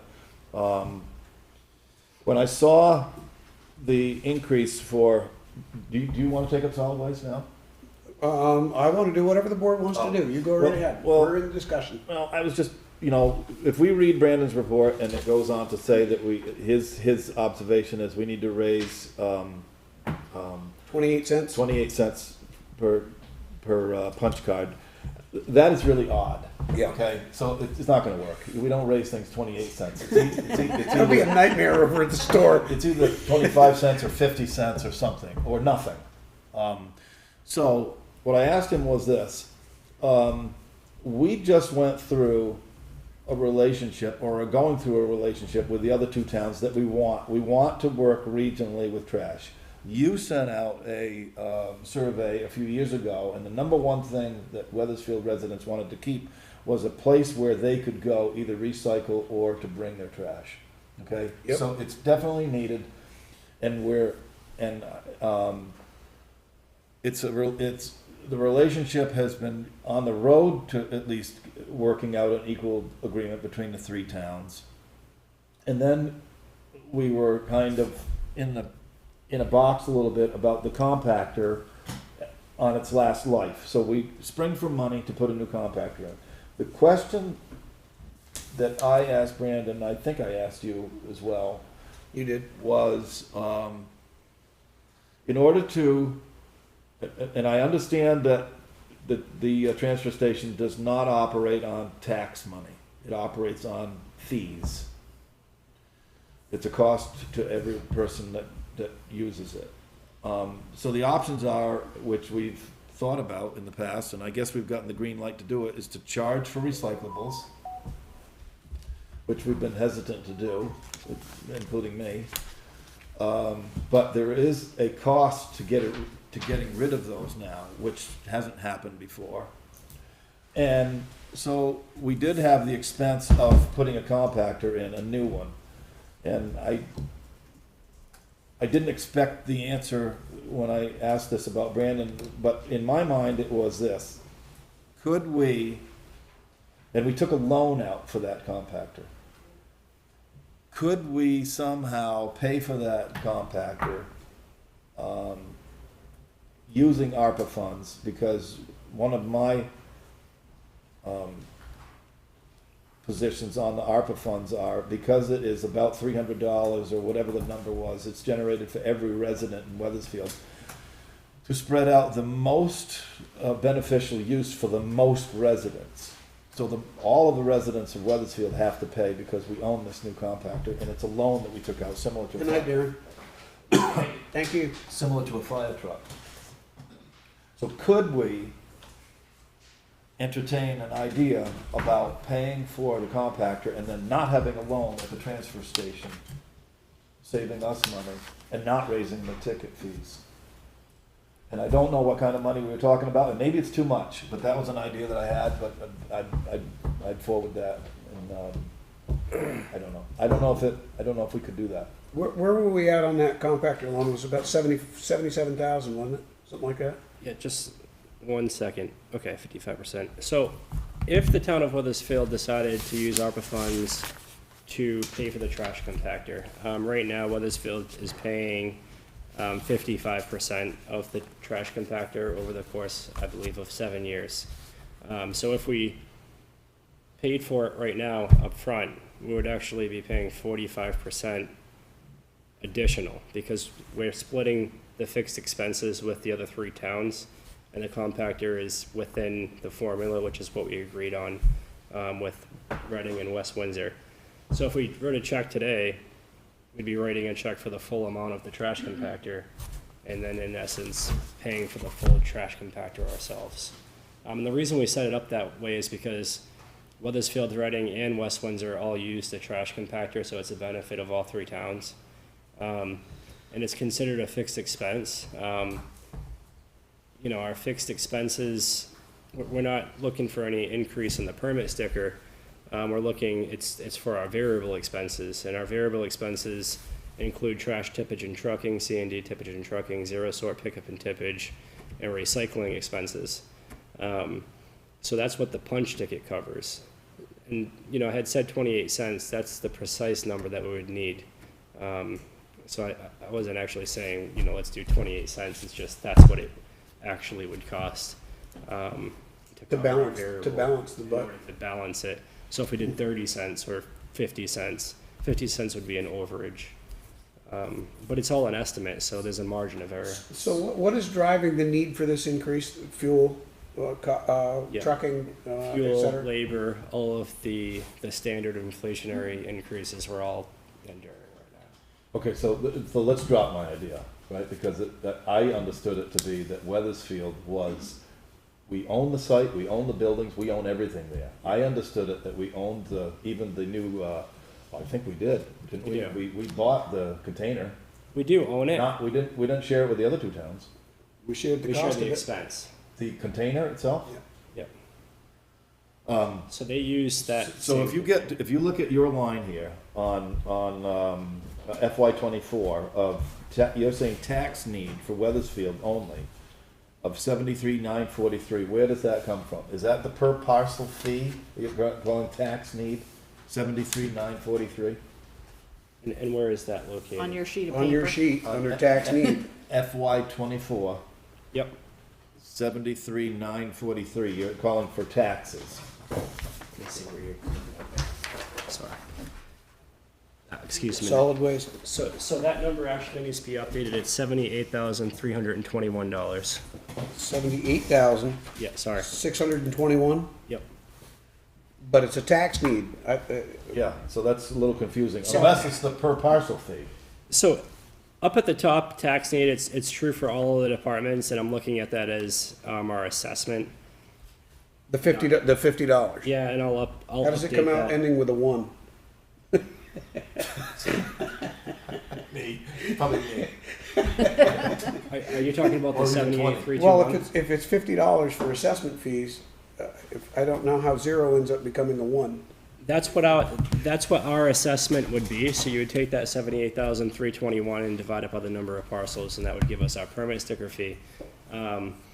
Which our permit sticker fee, based off the 66,301, was $40.50, but we just kept it at 50 to.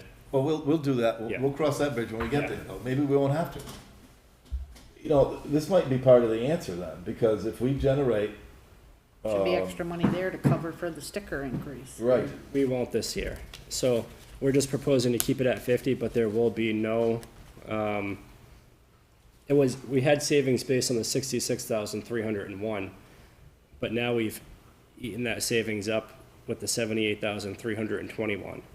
So if we keep it the same, we'll just be breaking even with our, have you met with did Paul and you and the two other towns meet? Okay, you did? Yep. What was the substance of that conversation? they understood the inflation and put it in their budget, their assessments. So Reading added 22,740, West Windsor increased it by 18% to 41,610, So, and it's not here, but on a percentage basis, what is this? 18%. Ours is 18? The fixed cost is, yes. It is? Our assessment was 66,301 this year. It'll be 78,321 in FY '24. So And the reason being is because of the new loan that we're adding in. which how did is- you get the tax need of FY '23 of 66,000? That was based on our fixed expenses at the time, and our fixed expenses at the time were $120,775. And But- in FY '24, they were $142,671. But if you did, and I'm assuming that you did, then there are 1,650 parcels in Weathersfield. There's approximately 50, but I do not think that there are, that have no buildings, that do not get charged that, land only. Yep. So there are 1,600, and they do get a punch card, they do get a sticker fee of $50. That's $80,000 flat. And you're saying that the tax need of FY '23 was only 66. How did that happen? So the way that we do this is we take Weathersfield's, Reading, and West Windsor's parcels. We came up on an agreement of those parcels, and then you divide that by you take the total number of parcels, and then you divide it by each town's number of parcels, and it gives you a percentage that you would pay for the fixed expenses. So if Weathersfield's fixed expenses are 55, then you would take 120,000 times 0.55%, and that would give you 66,300. But I'm talking about reality. The reality is, every single property owner that has a building has a $50 bill that they have to Yes. pay. So then, what we do is we take that 66,301 and we divide it by the number of eligible parcels to purchase a permit sticker. And although our allocation was only 66,301 this year, when we talked about it at the meeting in July, the board voted to keep the fee the same because we have a cumulative deficit. Where did the $14,000 go, though, that Weathersfield paid for, that didn't show here on this? I think it's bookkeeping. Well, this is the approved budget. Oh, no, I and get we're that, talking about but the all I'm actual. saying is reality. Yep. The reality is, when you, I don't have a calculator here, but if you take 1,600, you divide it by $66,000, You'd get a lesser permit you sticker. get a lesser permit sticker for Exactly. Weathersfield. But we did not, because No. we got 50, we had to pay 50. So you got, if everybody paid their taxes, Yes. you got $80,000. And the board voted to keep it at 50 to raise that additional $14,000 so that we could chip away at our cumulative deficit and brace any inflationary increases this year in solid waste. So I'm hoping that we won't end the year in a deficit.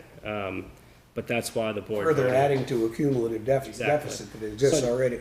So you made a good point, and that's the reason we're not proposing any permit sticker increase this year is because if we keep it $50, we'll generate enough income to cover that Weathersfield assessment of 78. Yeah, but you're asking to, but that's gone somewhere, and you're asking for an increase in the punch tickets. Yes, the punch tickets are a different animal. So if you look at our variable expenses, they've increased by $14,229.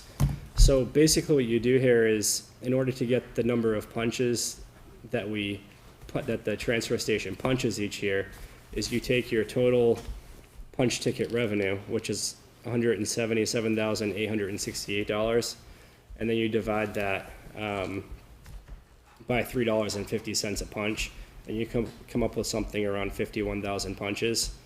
And then you divide that by the $14,229 in variable expense increases, and then you come up with 28 cents that we would need to raise per punch in order to cover those expenses. Isn't there another way to achieve that, though? Yes, there is. Charge more punches for what's being dropped off. Plus, we've investigated before, which is where I was going, about the possibility of not accepting any more construction and demolition material and letting it all go down to Springfield to the person that's actually trucking it. That's been the most contentious That's another option, too. battle for our people at the transfer station about doing what you just said and a combination of fees that it costs to get rid of it. About the, okay, my pickup is not your pickup, and I'm bringing in a 10-wheeler. So are there other ways to handle, Of course. so a reduction in what we take? I mean, remember we crossed that bridge when we came into that about C&D, and then we were only allowing, contractors are coming in there. And Remember? we said it had to be in, yes. Not happening. We reduced it down to bags. Yeah. It had to be bagged. Now, Yeah. I know it doesn't have to be bagged, but they've been pretty good about, looking, because I've taken some stuff over there in the back of my pickup, and okay, that's 2 bags, it's 3 bags, it's 3 punches. So if you look at the report here, if you could scroll down in my report to solid waste expense, the C&D tippage and trucking expense increase is $4,265. So even if we do figure out something with that, we're still dealing with trash tippage and trucking expenses of $66.74 and recycling expenses. But our cost to do C&D tippage and trucking is almost $60,000. Correct. Yeah, really. Yeah, no kidding. See, that's the So problem. if we weren't dealing with C&D, Then we would also lose punch ticket revenue, though. It's supposed to be a wash. Well, So it's the most. is it washing, or do we need to send it over to a Scutney? I don't know what, I can't predict the future, obviously, but I don't know obviously people wouldn't be able to dump C&D at the dump. So where would it go? Side the road. Springfield, side the road, that's that. Well, that's a problem. But that happens also when you raise your ticket price Yeah, too high. yeah. Yep. You get that. And another possible way that's been discussed is you limit the loads that can come in completely, not to bagging. Because I know a particular contractor that took 4 dump trucks full of bagged construction debris, and brought them to the transfer station because he knew he could bring them in. So if you had a load capacity that somebody could bring there. It was supposed to be pickup trucks and Well, bags. Yeah, but that's what I mean. How many? It's definitely, the burden has been placed on the employees, and it makes it really tough. It does. They don't wanna be the police. We shouldn't expect them to be the police. But Mike hit a nerve when he said, okay, but it's going to be, I don't even know, like 10 tickets. So it's an administrative move that the burden is on them to say what it is. Yeah, so, We yeah. do the same thing with tires or other things. Yeah. It is a subjective guess about what our people that work there are doing to residents that bring stuff in. And if C&D is an issue for us, then let's kick the tickets up on C&D. We could adjust the C&D, but, you know, we're also looking at increases in trash tippage and trucking, zero sort pickup and tippage, and, you know, that's only 4265 of the 14,229, so we still have 10,000 to deal with.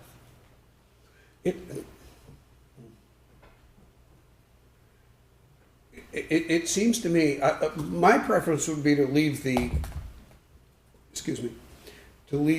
ticket price where it is and ask for more tickets, more punches.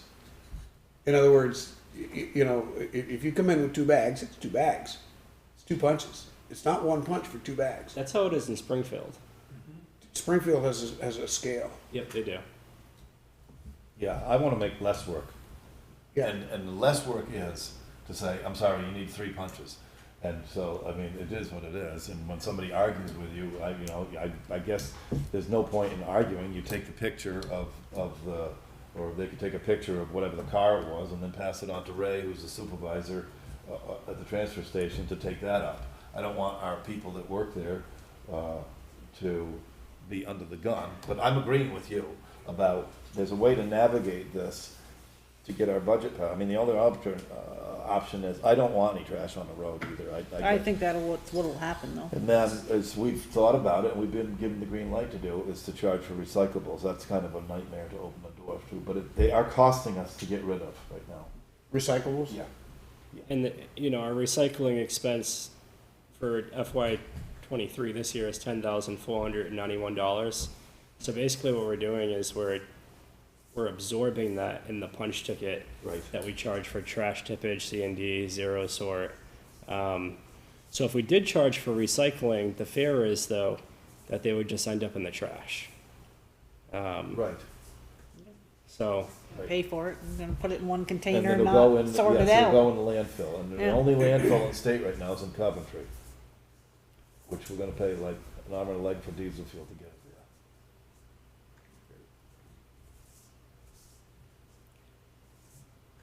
What do you want to do on solid waste? Do you want to hold off on this till Is it- Paul's here? Yeah, is there any other, do you think there's any information that he might have? If I was part of the subcommittee that he's done so much work on, I guess I would not like it if I wasn't here and then, you know. Yeah, But it seems like we've ironed out a bunch of stuff through it, but it might be a detail about whether we're gonna try to live through a management thing. what is the total that you said 28 cents on the punch ticket. How many punch tickets? So what'd you say, 59,000, 51,000 punch yeah, tickets? so if you have a calculator, you I can got take the $192,098, right? And then you divide that by $3.50, and that gives you 54,885 punches. So we're looking at about $14,000, $15,000, $16,000 is what we're looking to make up with the 28 cents. And excuse me, I was 177,868 divided by 350. So it's 50,819 punches. So then what you do is you take the increase of $14,229 and you divide 50,819 by 14,229, and then you would come up with the difference.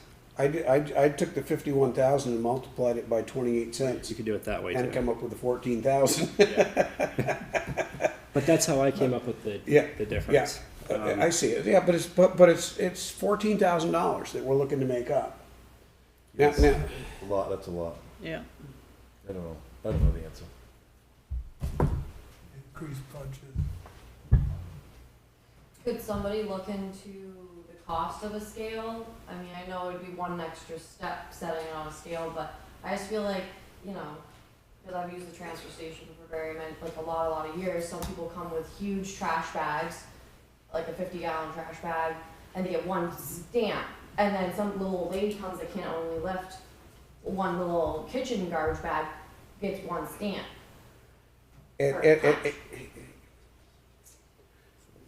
You kind of nailed it a little bit. Yeah.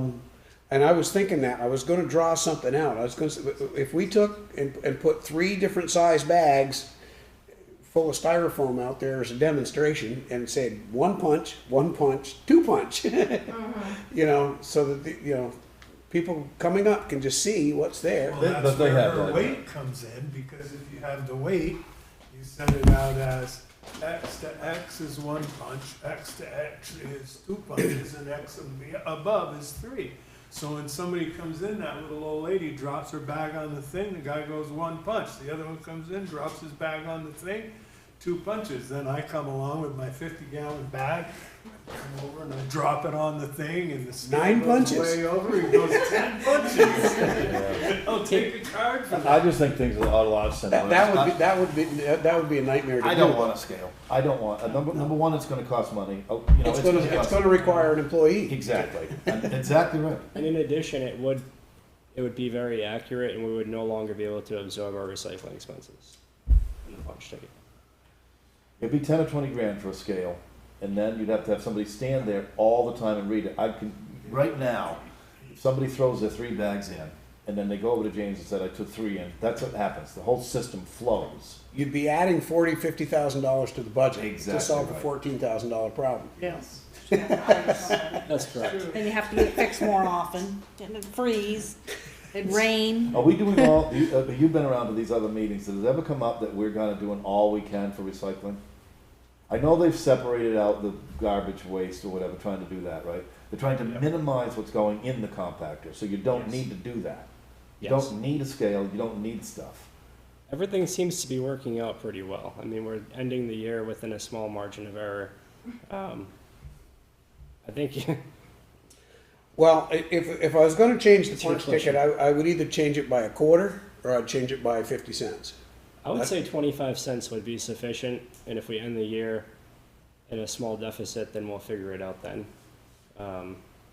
28 cents is exactly, but it's still an estimate, because you don't really know how the punches will wash out at the end of the year. But you've been getting measurable increases over the last 2 years by the other towns. They've been increasing the sticker fees. Yes, That money has flowed into the transfer station it has, a lot more than it did. absolutely. Well, see, that's the one question I'm trying to resolve in my head is that we brought 2 other towns in and the costs are going up. I Yes. thought it was supposed to go the other way. Or yes, it was. Our supposed to- revenue was supposed to go up, not our cost. Well, or at least kind of like be, yes, exactly. And if we didn't do what we did, you'd see costs increase in a lot more. Oh, yeah. Yeah, I get that. I mean, the 14,000 doesn't seem too bad. I'm nervous about an increase in the punch, that's all. Could we wait on this until Yes. Paul's here Yes. to make a decision? I think that would be a good, you okay with that, Brendan? Yes. On this one? What time is it now? 8:25. So we're at 2 hours, and we got general fund. And I bet I know where you're going with the general fund. Where am I going? I know. Go ahead, see if I'm right.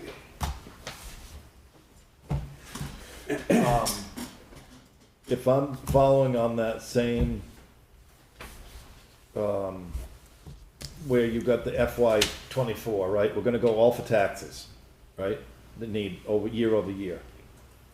When you go up to line 1, you're asking for $56,879 more dollars in administration. Year over year. Um, If you look at the first column, all the way over to the right.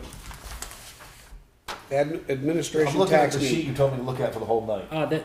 That's, so there's a $42,209 difference in tax need because, in revenue.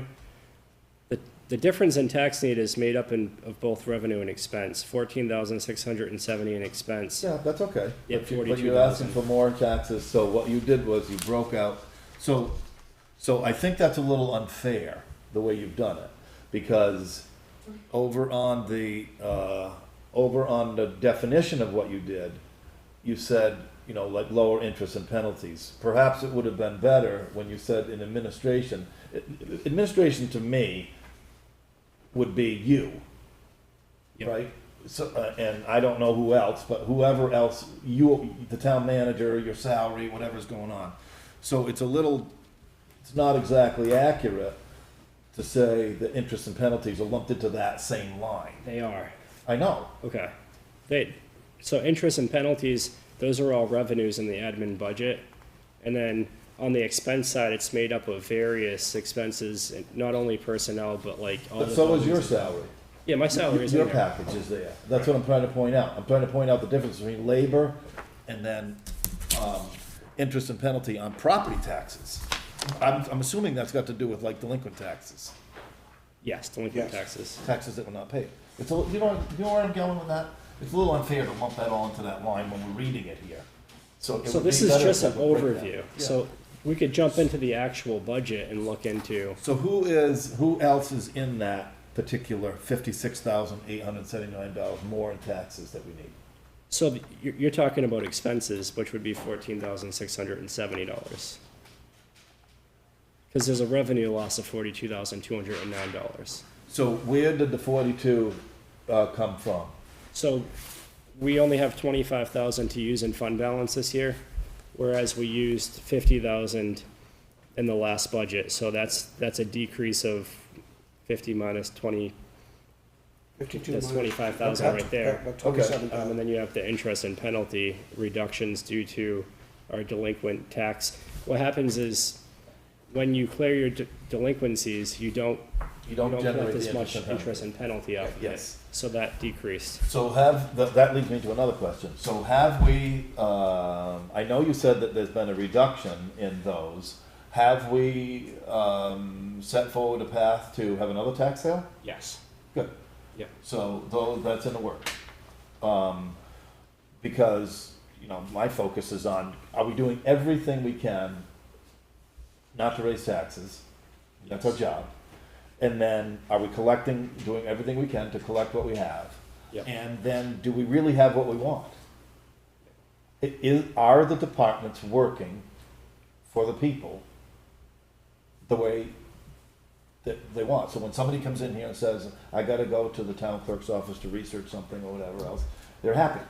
Or if they gotta go to land use, they're open today, or whatever. So have you heard anything to that line about whether or not, in general?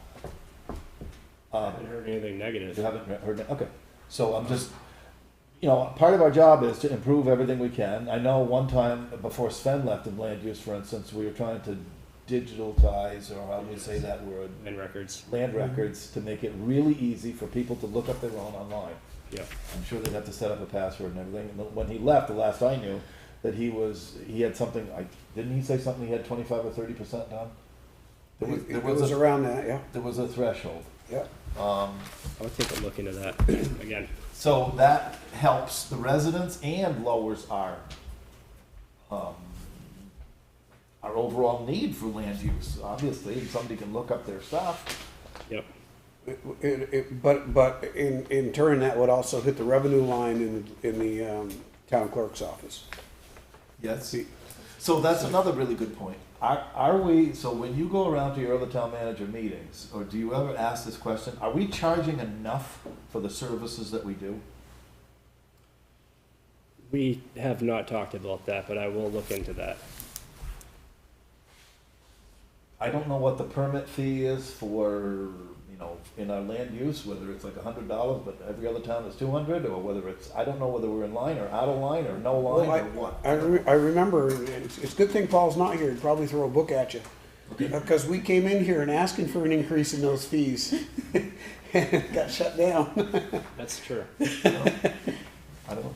Well, not just that fee, but I know that Floanne has a structure Right. of what is done for copying and whatever it is that she does. But I think Chris Whidden did a study on our fees and presented a more equalized fee structure.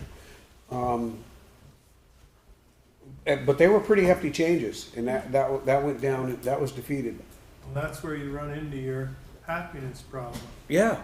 Because I'm That's not right. gonna have a good experience if I've gotta come in and pay $150 recording fee all of a sudden when I've been doing it for $50 or $75. You know, so when you're. And then you get here and nobody's here to do it.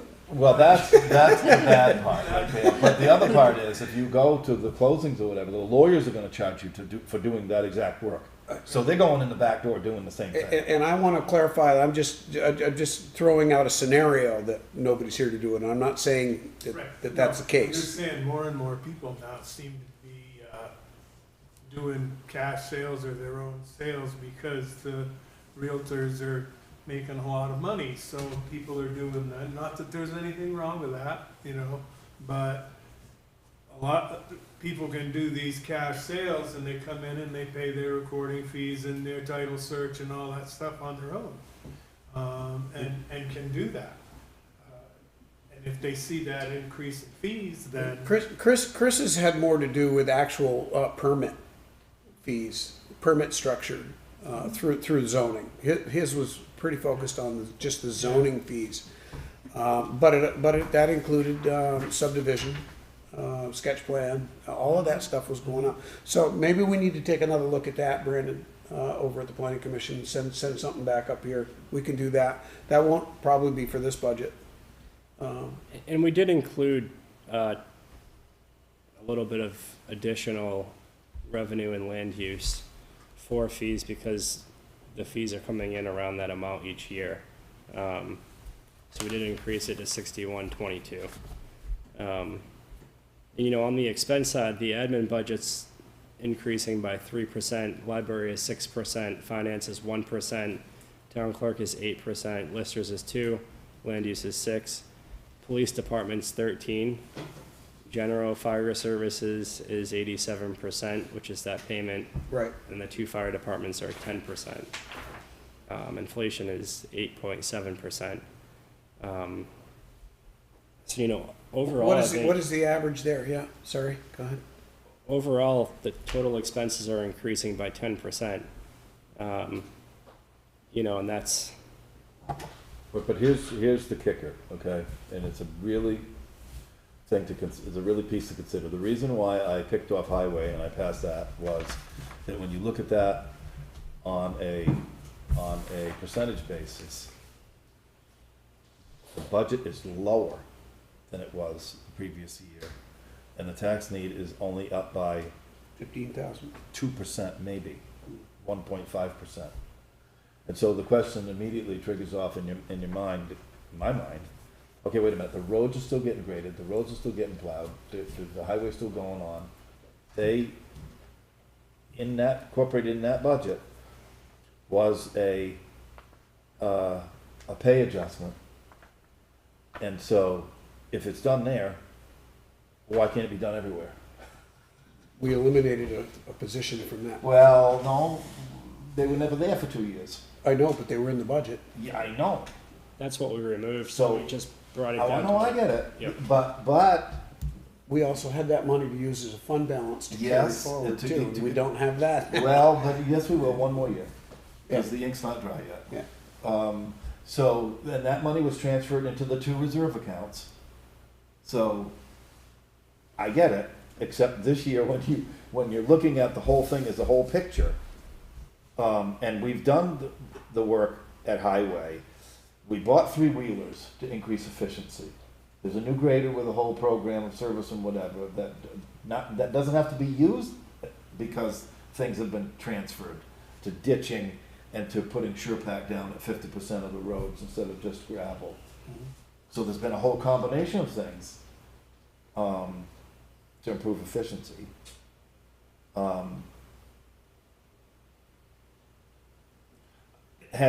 Do you know the amount that's outstanding, or maybe you can find that out for the next meeting, about for delinquent taxes where they stand now? It's probably 200,000.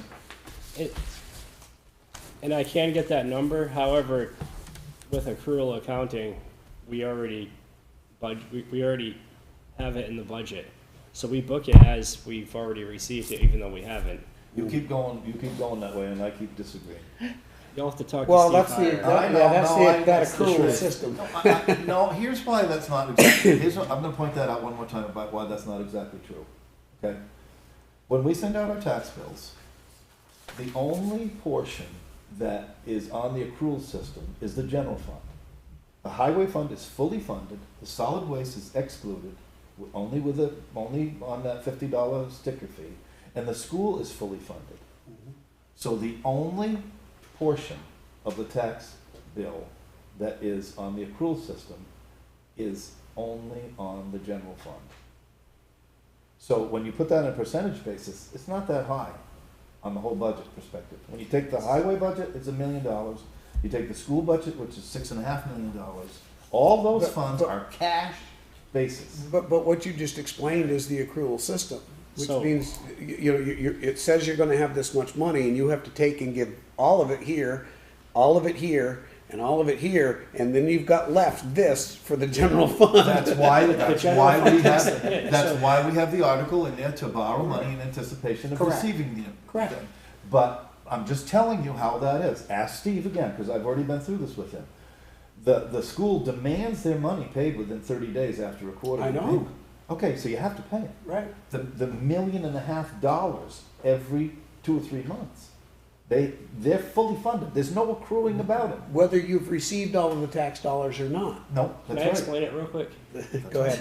Okay, so let's just, I'm gonna use numbers that are not associated. I'm just gonna throw some numbers out. So let's say to fund general fund, highway, and the school is $5 million, right? So then we bill 25% of that per quarter. So then we receive that 25% into the general fund, and then we disperse it from the general fund to the highway and to the school department. And then we do that again throughout the year. Let's say somebody doesn't pay their taxes and we have $200,000 outstanding in taxes. Everything's still funded, but then the general fund takes that $200,000 hit. So now we're down to here, but we've already accounted for it like we have the $200,000. So the next year when we go into the budget, we just have outstanding taxes of $200,000. And then we collect those taxes by holding a tax sale. I'll tell you how you do that. Yeah, but we don't have tax sales every year.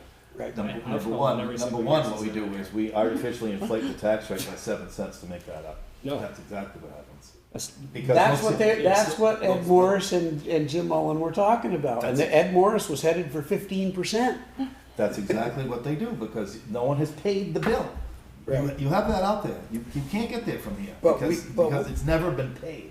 But I know it's on the books to be paid. I get it. Right. And it is, and we don't carry that from year to year. So you hold a tax, and ever since I got here, I've held a tax sale, my first 2 with, actually 3 of them with you. And now we're gonna hold another one. This will be my 4th tax sale. It's on the books as a $200,000 delinquency.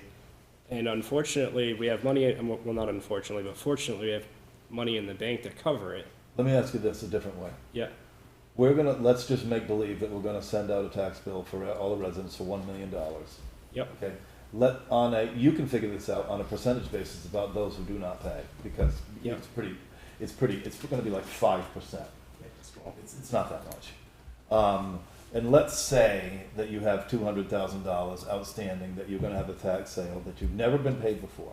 On that day of the tax sale, you get it. And all it does is clear your delinquent tax sale, your delinquent. But loan. those people that paid that particular year are gonna pay the $950,000 in cash money in addition. But do you? To the 200. All it But do does you? is just clear the account. But It do doesn't you- add any more revenue. We're talking about real money. Hang on. account. Yep. But at the tax sale, do you actually have the money that day? Yes. Hold on. Absolutely mandatory from the attorney.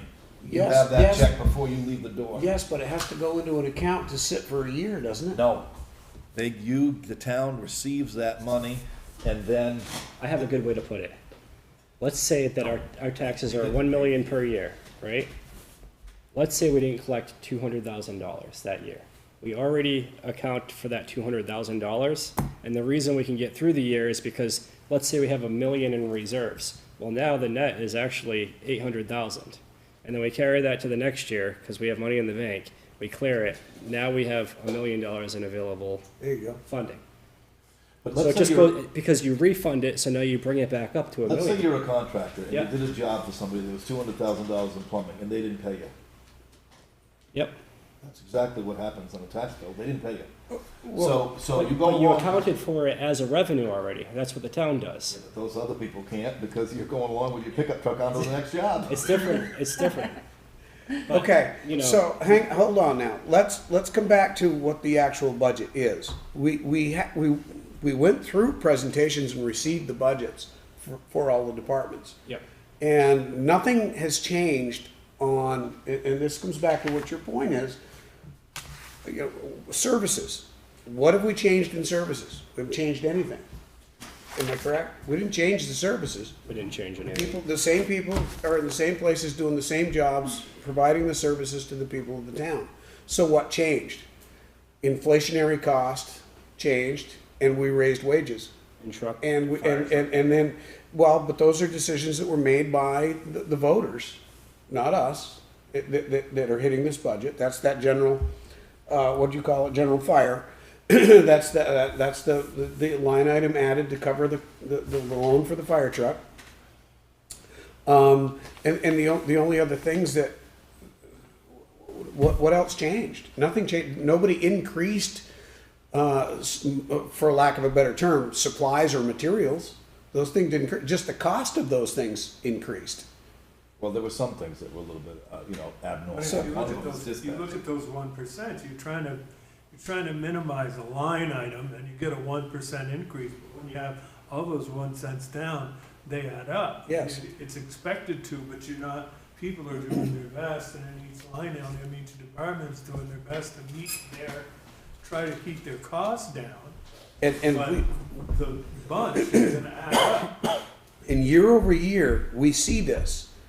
But over the speaking from the last 3, maybe 4 years, and we probably could go back further than that, we've had fund balances to use to offset and reduce these tax increases. If this was like last year or the year before, I can think, Dave, a few years ago, we used $100,000. Yeah, but those were well thought out decisions. We mostly Yeah, I funded know. reserve accounts. Yeah. And those reserve accounts are, they pay for things like when the fire department comes in and asks for something, or Ray asks for something, it goes into I'm reserve strictly accounts. looking at the bottom line where we chose to use money so that we did not increase taxes. We kept the tax rate. So last year, we Yeah. used $90,000 in fund balance to reduce the tax rate. So now when we go into this year, we're $90,000 short already.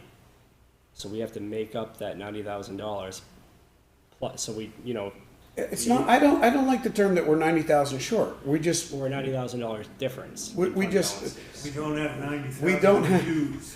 Yeah. So in essence, we're short, because if we had that 90,000 put in there, Well, but that would be, okay, so you'd be artificially lowering the tax rate again. That is correct. If it costs a business $1 million to operate, Yeah, you would have to bring in $1 million in revenues to break even. correct. What we did is we used our savings last year of 90,000 to offset that revenue down to 910,000. Instead of raising Next year, if your 1,900,000. expenses don't change by 90,000, Yeah. then you have to raise that revenue. But how much of that 90,000 would have been separate articles on the ballot and might not have gotten voted in? None of them. Oh, it was all, It was all general fund. okay. Yep. Have you heard, any other news on any other sources of income? Cause like I said, of course, on, Patrick Leahy, of course, was the chair of appropriations, and through this 1.7 trillion with a T dollar bill that they just passed, and it's not a continuing resolution, it's the annual operating budget for the federal government. It's gonna be good through September 30th of 23 this year, so they don't have to fool around. I'm told that there's a really lot of money that's gonna be coming to Vermont. That does not surprise me because he's the chair of appropriations. I know somebody that just sent him some information on some grants that may be available to schools and municipalities. There's, some of the money is for infrastructure improvements and things like that, capital expenses, where you get 20% off of capital expenses that you've been planning on doing and things like that. There's other things that are available. I know Brandon is probably already working on a bunch of them. Yeah, there are a lot of grants available, and most of the grants won't cover like your day-to-day operations. They're exactly like what you were saying, capital grants, infrastructure grants, stuff like that. If we were building affordable housing, we could get all kinds of money for that. But we don't have an affordable housing program. If we were doing a wastewater plant, you could get money 20% off your wastewater plant. I mean, stuff like that is being done. But Grants don't fund your day-to-day operations. No. No, and similar to the ARPA funds, you want to be careful not to create positions that are going to be, ongoing budget items. You're trying to take care of things that, they're budget items, but they're long-term. So that we, like roof replacements. Something that Ray does is he goes out as a department head and he searches out grants.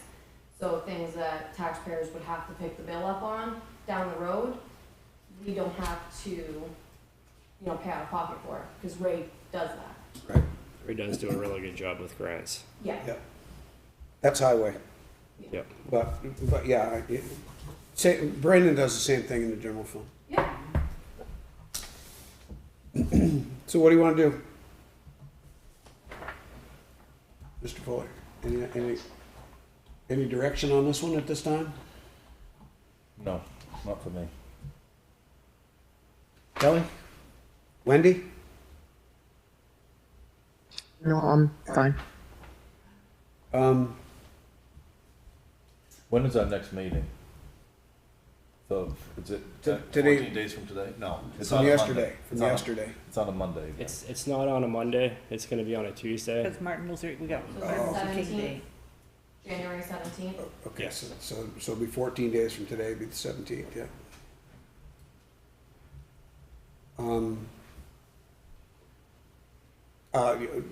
Okay, so you want to kick this down to that meeting?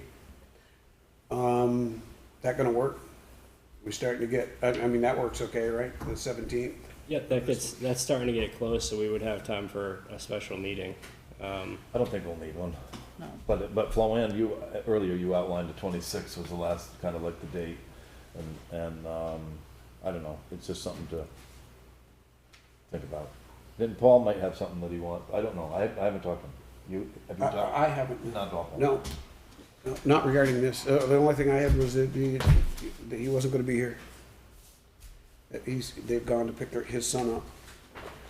As far as like the revenue goes, the interest and penalties, what I was trying to show here is the realistic picture, and to decrease them responsibly based on the information that we have. I understand that it's 42,000, but that's, you do the calculation. Do you see anything changing at this time with the general fund? In any way? The only difference would be, that I could see at this time, is the reduction of 0.28% interest for the fire truck loan payment. That's currently built in at 4.28%, but if we go with Mascoma, it'll be, so there'd be a small savings there. Like $4,000? Because right now in the budget, it's based on the 4.28% interest. Yep.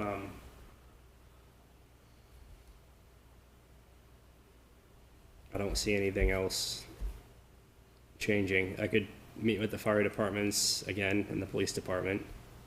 Is there anything that anybody on the board is questioning within the budget that perhaps should Well, be changed? I think we all should wrestle with the combination. I don't have any, our job is to take care of the town, and the school's job is to take care of the school. I haven't listened to anything other than what John says, that there'll be some money funneling from the state to help out on the homestead tax rate. I don't know what they're talking about as far as what potentially their budget's going up, but this one, ours, if we take it at the value here, is 7 cents up. That is,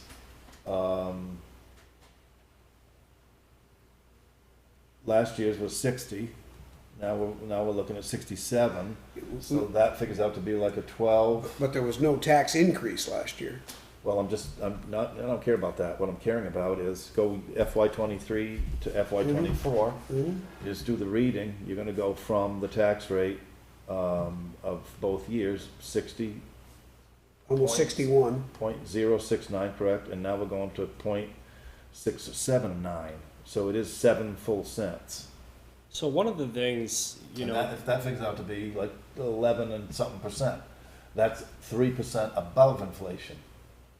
it's 10%, and part of that is adding 50,000 for the fire department, the fire truck. That's 1.2 cents. So now you're right at around inflation. ARPA can be used for revenue loss, and we are losing 42,209 in revenue. So we could, for the general fund budget, we're showing a $42,000 difference in revenue. So if that is an eligible expense, we could use 42,209 in that. Well, ARPA could be used to pay for the whole fire truck. Good. And then we'd save. Well, I thought at some point you were gonna suggest that we used it for those 2 articles. Oh, I'm not done with that, Okay. because that's why I want a little more time, because Yeah, 7 okay. cents here, it's a lot. It does factor out to 12%, okay? That is, in a voter's mind, and in my mind, it's 4% higher. I don't care the reasons. It's 4% higher than inflation rate. I'm saying, how come we can't live with the inflation rate? So, in addition to what you just said, which is whatever's going to be crafted for special articles, I would like to have no special articles. I think there's a way to maneuver around well- that, just like I did last week. Well, that's what I thought, that's what I was saying. That's what I was thinking you were probably gonna do. I don't know yet. I don't know the answer. All right, So another meeting is well within our scope here of getting done on schedule anyway. I don't see much of anything changing within the budget, but there may be ways to work some things out that. I'll demonstrate various ways that we could go with what we have, and I listened to the presentations. I did I sum it up as easy as I can. Services aren't changing. Increase. Mike? Yes.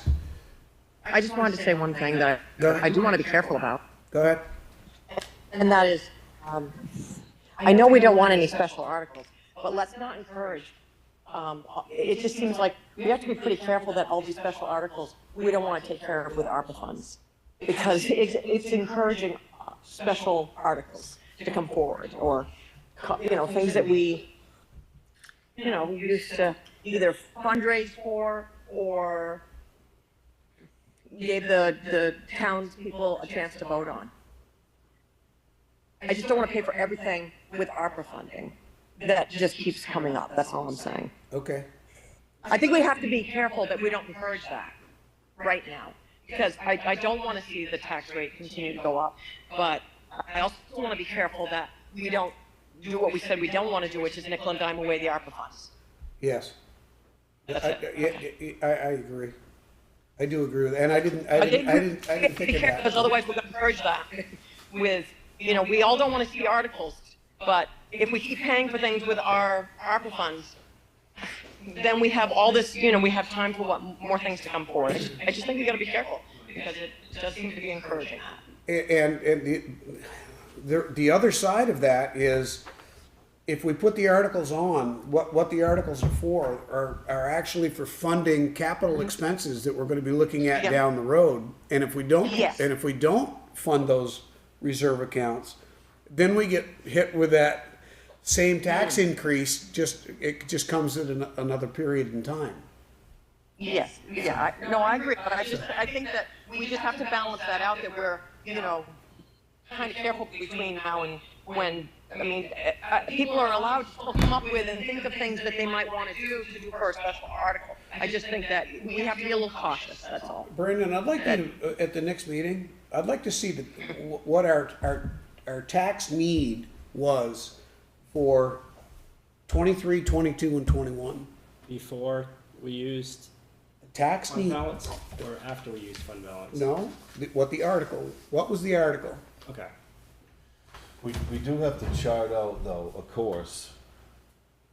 a thoughtful course about expending the ARPA funds, because Yes. there is a deadline to commit. Great.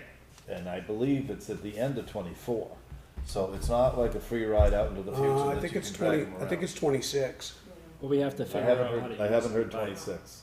Well, 24 is when we have to allocate it all, and then we have to Yeah. expend it all by 26. Yeah, But I Okay. do want to note that we have used 56% of our ARPA funds. We started with 781,000, and we've allocated 443,211.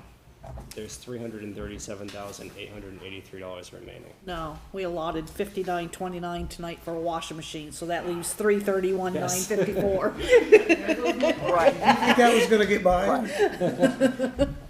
I don't know if this is a quick answer, but how much have we used from ARPA funds, and leveraged with it, like matched with other grants up to date? I don't think we've used any of it for yeah, but leverage. those are decisions that are gonna be, they're studies, okay? Yeah, It's that's fun, it's great. fun. Can I finish? Good. Those funds, which we've done before in the past, not spent ARPA funds, are similar to like the highway grants or whatever that we do, and they're matching. Sometimes they don't happen. Well, Look at the study, and look at the fire department study, when John raised a good issue. I mean, it's like $10,000 that was a study. Nothing ever materialized. Look at the money, $27,000 on the town forest that was spent on permitting and all that, cash money. Yep. That was gone. So things, even though you think there's an idea coming forward, I think we've used a good amount of the ARPA funds to leverage other grants. I mean, we have $75,000 allocated for the project for the water district, which is nearly 25% of our ARPA funds that That we've was my used to question, match. though, I was wondering. In addition to that, we have the roof replacement projects. And Is there's that? 3 of them, which but benefits. that doesn't leverage more funds, that's just a maintenance issue. But the water district, I was just curious, so that was one that was pretty large, that's good, I was just curious. But my response to that would be that we should be careful, that's okay, except that took $75,000 and put that into 200 or 250 residents of Weathersfield. Yep. It did not put it into 3,000 residents of Weathersfield. Yep, that was an early on decision. No, I'm just saying that it had to do with whatever the residents of Weathersfield, that money, I don't understand how it got done, but that money was I know you can ask John about it, because when he was on a conference call with me about how that got determined, it was something like $300 per resident of Weathersfield, but it was statewide.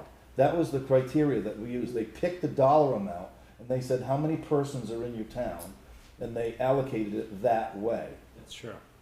So that's where I've always gone with the reasoning about where we're dispersing it. And I as well. Go ahead. We have a water And district. I also think that, Hang on, Wendy.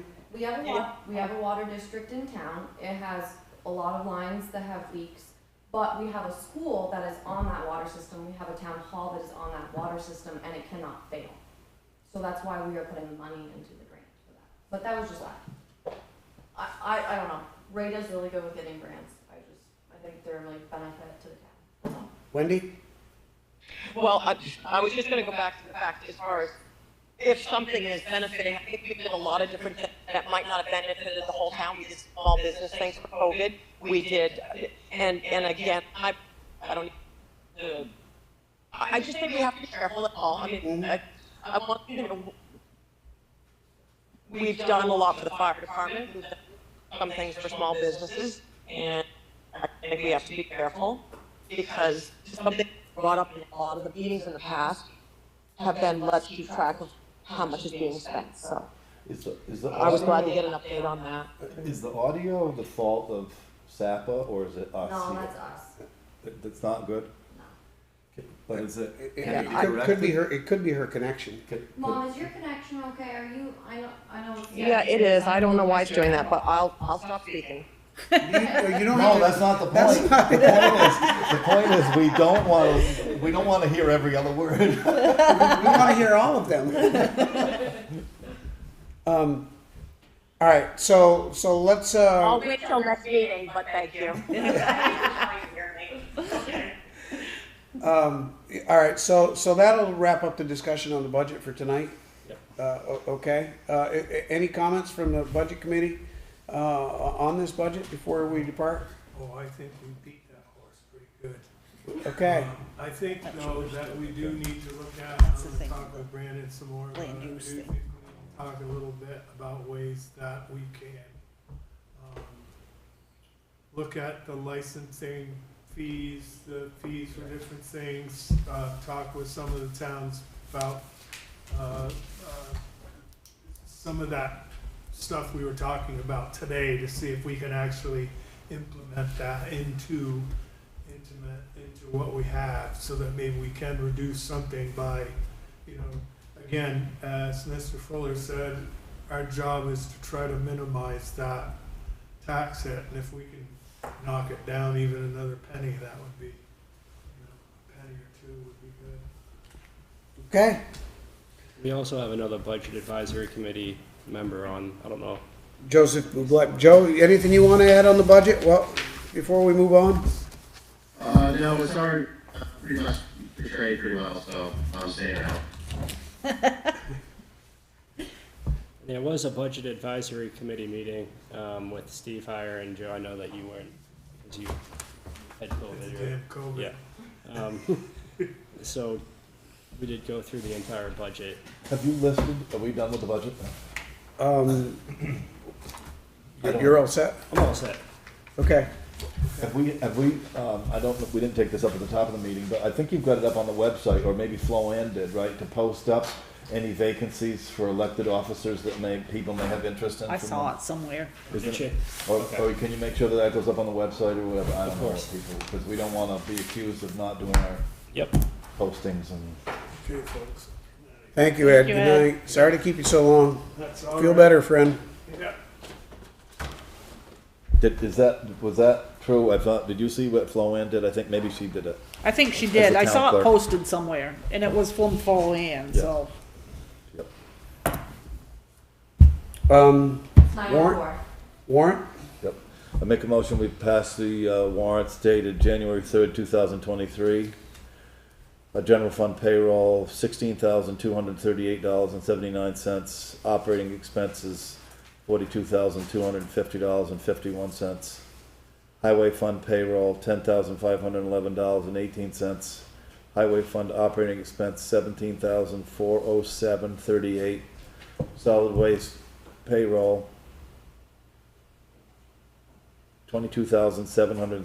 $22,776.48. Operating expenses, solid waste, $112.22. Library payroll, $2,903.12. Highway grant, operating expense, $2,736, for a total payroll, $52,429.57. Total operating expenses, $62,506.11.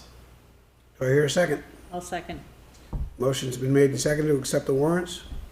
January 3rd, 2023. Any discussion?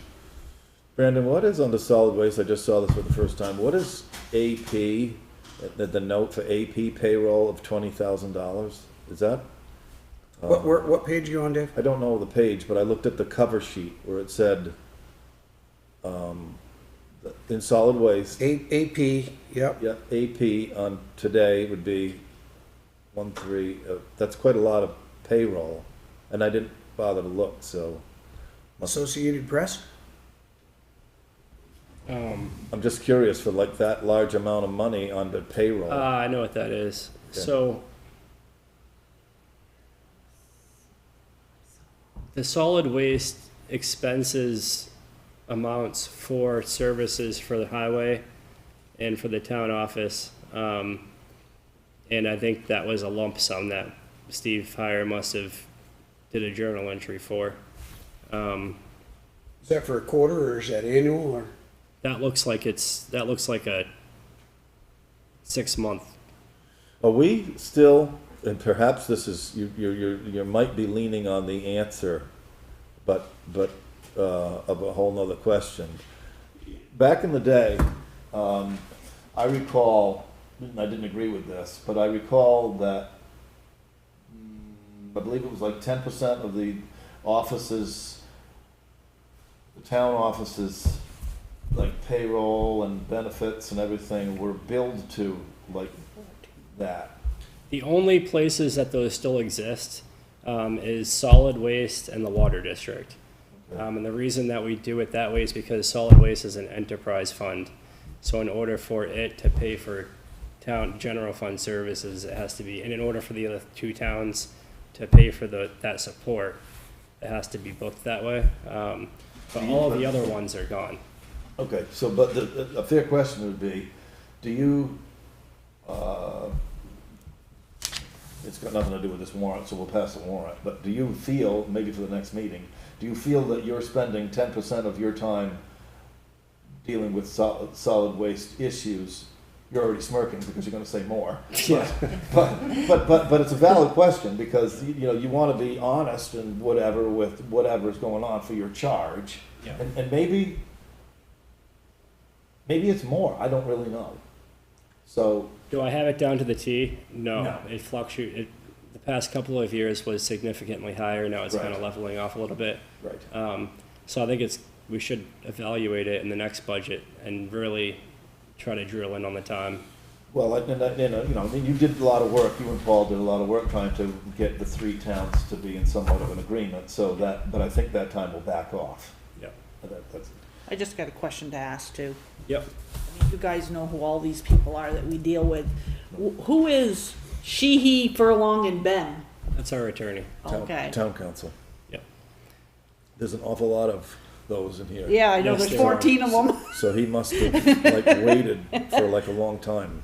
Yep, and we got Like, we got We got- zapped on that one all at once. we got nailed. We really did. We got nailed with legal expenses. There were legal issues, and there was legal issues, and I can address that in the executive session if necessary. I'm looking at it, I can see where most of it, or Yeah. portions of it were. Well, Yeah. two of them kind of were, I mean, that would come up to my mind right away. I mean, the note is reappraisal. We haven't had a reappraisal. So. Yeah, there's maybe two of that- them on there that say that. Maybe that's And how much was that one? One was $3,746.50. $6,000. Yeah. The other one was, 1250? Maybe that's a mistitling. That's going to be a mistitling because we have not Right. appraisal. 2952? yeah, Where are you seeing reappraisal? on, Underneath the note, it's right on the, Page, pretty clear. Oh, I see page that. 4 of 5. Reappraisal miscellaneous expense. I'll take a look there's into two that. of them, because there's one on the two, next so you page you down gotta go on the too. next page down. Yeah, that's almost $4,000. Well, you got May through. Oh, I'm thinking September. that's the J. Stephen. Okay, I know what that is. Yeah, so do I. Yep. Jay Stevens. It says appeal, So J, it's but court. but it says in here appeal JS, appeal JS. Yeah, so it's not. Appeal JS, But the appeal note, JS. if you look at the note, it says reappraisal. It's not a reappraisal. It's Jay Stevens took us to court. Yep. On the, Right. And that's the line that we booked. That's the account that we booked it in was reappraisal miscellaneous expense. It does, because it says right there, it's May through September appeal JS. And you know why we did that? Reappraisal Because we don't have a miscellaneous. legal account in the lister's budget. So I think they booked it there. I'm just curious what it was. Yep. Yeah, So Well, that he come out of, appealed- did that he come out of the appealed the reappraisal decision. fund then? Also, it cost that us came more out to of the do it Listers again. budget miscellaneous line. Okay, There was an issue with the listers and his assessment. Yes. I walked the property. Did you walk that? yes, And Mike Stankovich? yeah. And then he appealed it again because he could Yeah. to the state. Yeah, okay, yeah. I don't know if it was E-court or not, but that's what that was, so the town had to represent. And it's not, you know, we had to have representation, Yes. and it costed us a lot of money. That's Yes. ridiculous. So, Yes. and it, all stuff there. No, that's what that was, but in the future, I don't think it should be, like, says reappraisal, it was an appeal. Yeah. I know, It was, he and- went to the thingy and appealed his, The Let's Listers report it to budget civil doesn't have, authority, and then he Yeah. appealed that decision Yeah. to court. yeah. the Listers budget doesn't have an account for legal expenses. You'll But I figure- don't- you'll But I figure- don't know that it has to. I think just to give us a little bit better note about what that was used for. It was an appeal. It was a Board of Civil Authority appeal. And it does say, you know, May through September appeal JS, and then underneath the account, it says reappraisal miscellaneous expense. Correct. Because that's where it was booked to. But I hope it wasn't taken out of the reappraisal account. It wasn't, I just asked him that, he said Oh, no. okay, good. It's just a That would be a miscellaneous. real nice. Yeah, that was my thought. Whoops, We're charging you triple for your reappraisal. well, I had to bite my tongue on the next line, because it would have really got us in trouble. We have to Anyway. vote. We need to vote. All right, so we have a motion on the floor to approve the warrants. Date on the warrants is today, right? Yeah. 1/3/2023. Any further discussion? Hearing none, all those in favor signify by saying aye. Aye. Aye. Yes. Thank you, Wendy. Do I hear a motion to adjourn? So moved. Second? Dave? Yes. Okay. We got it. Aye, aye, You can go to bed now, aye. Wendy. It's unanimous, thank you all. Aye. Thank you, Wendy. Hope you feel better.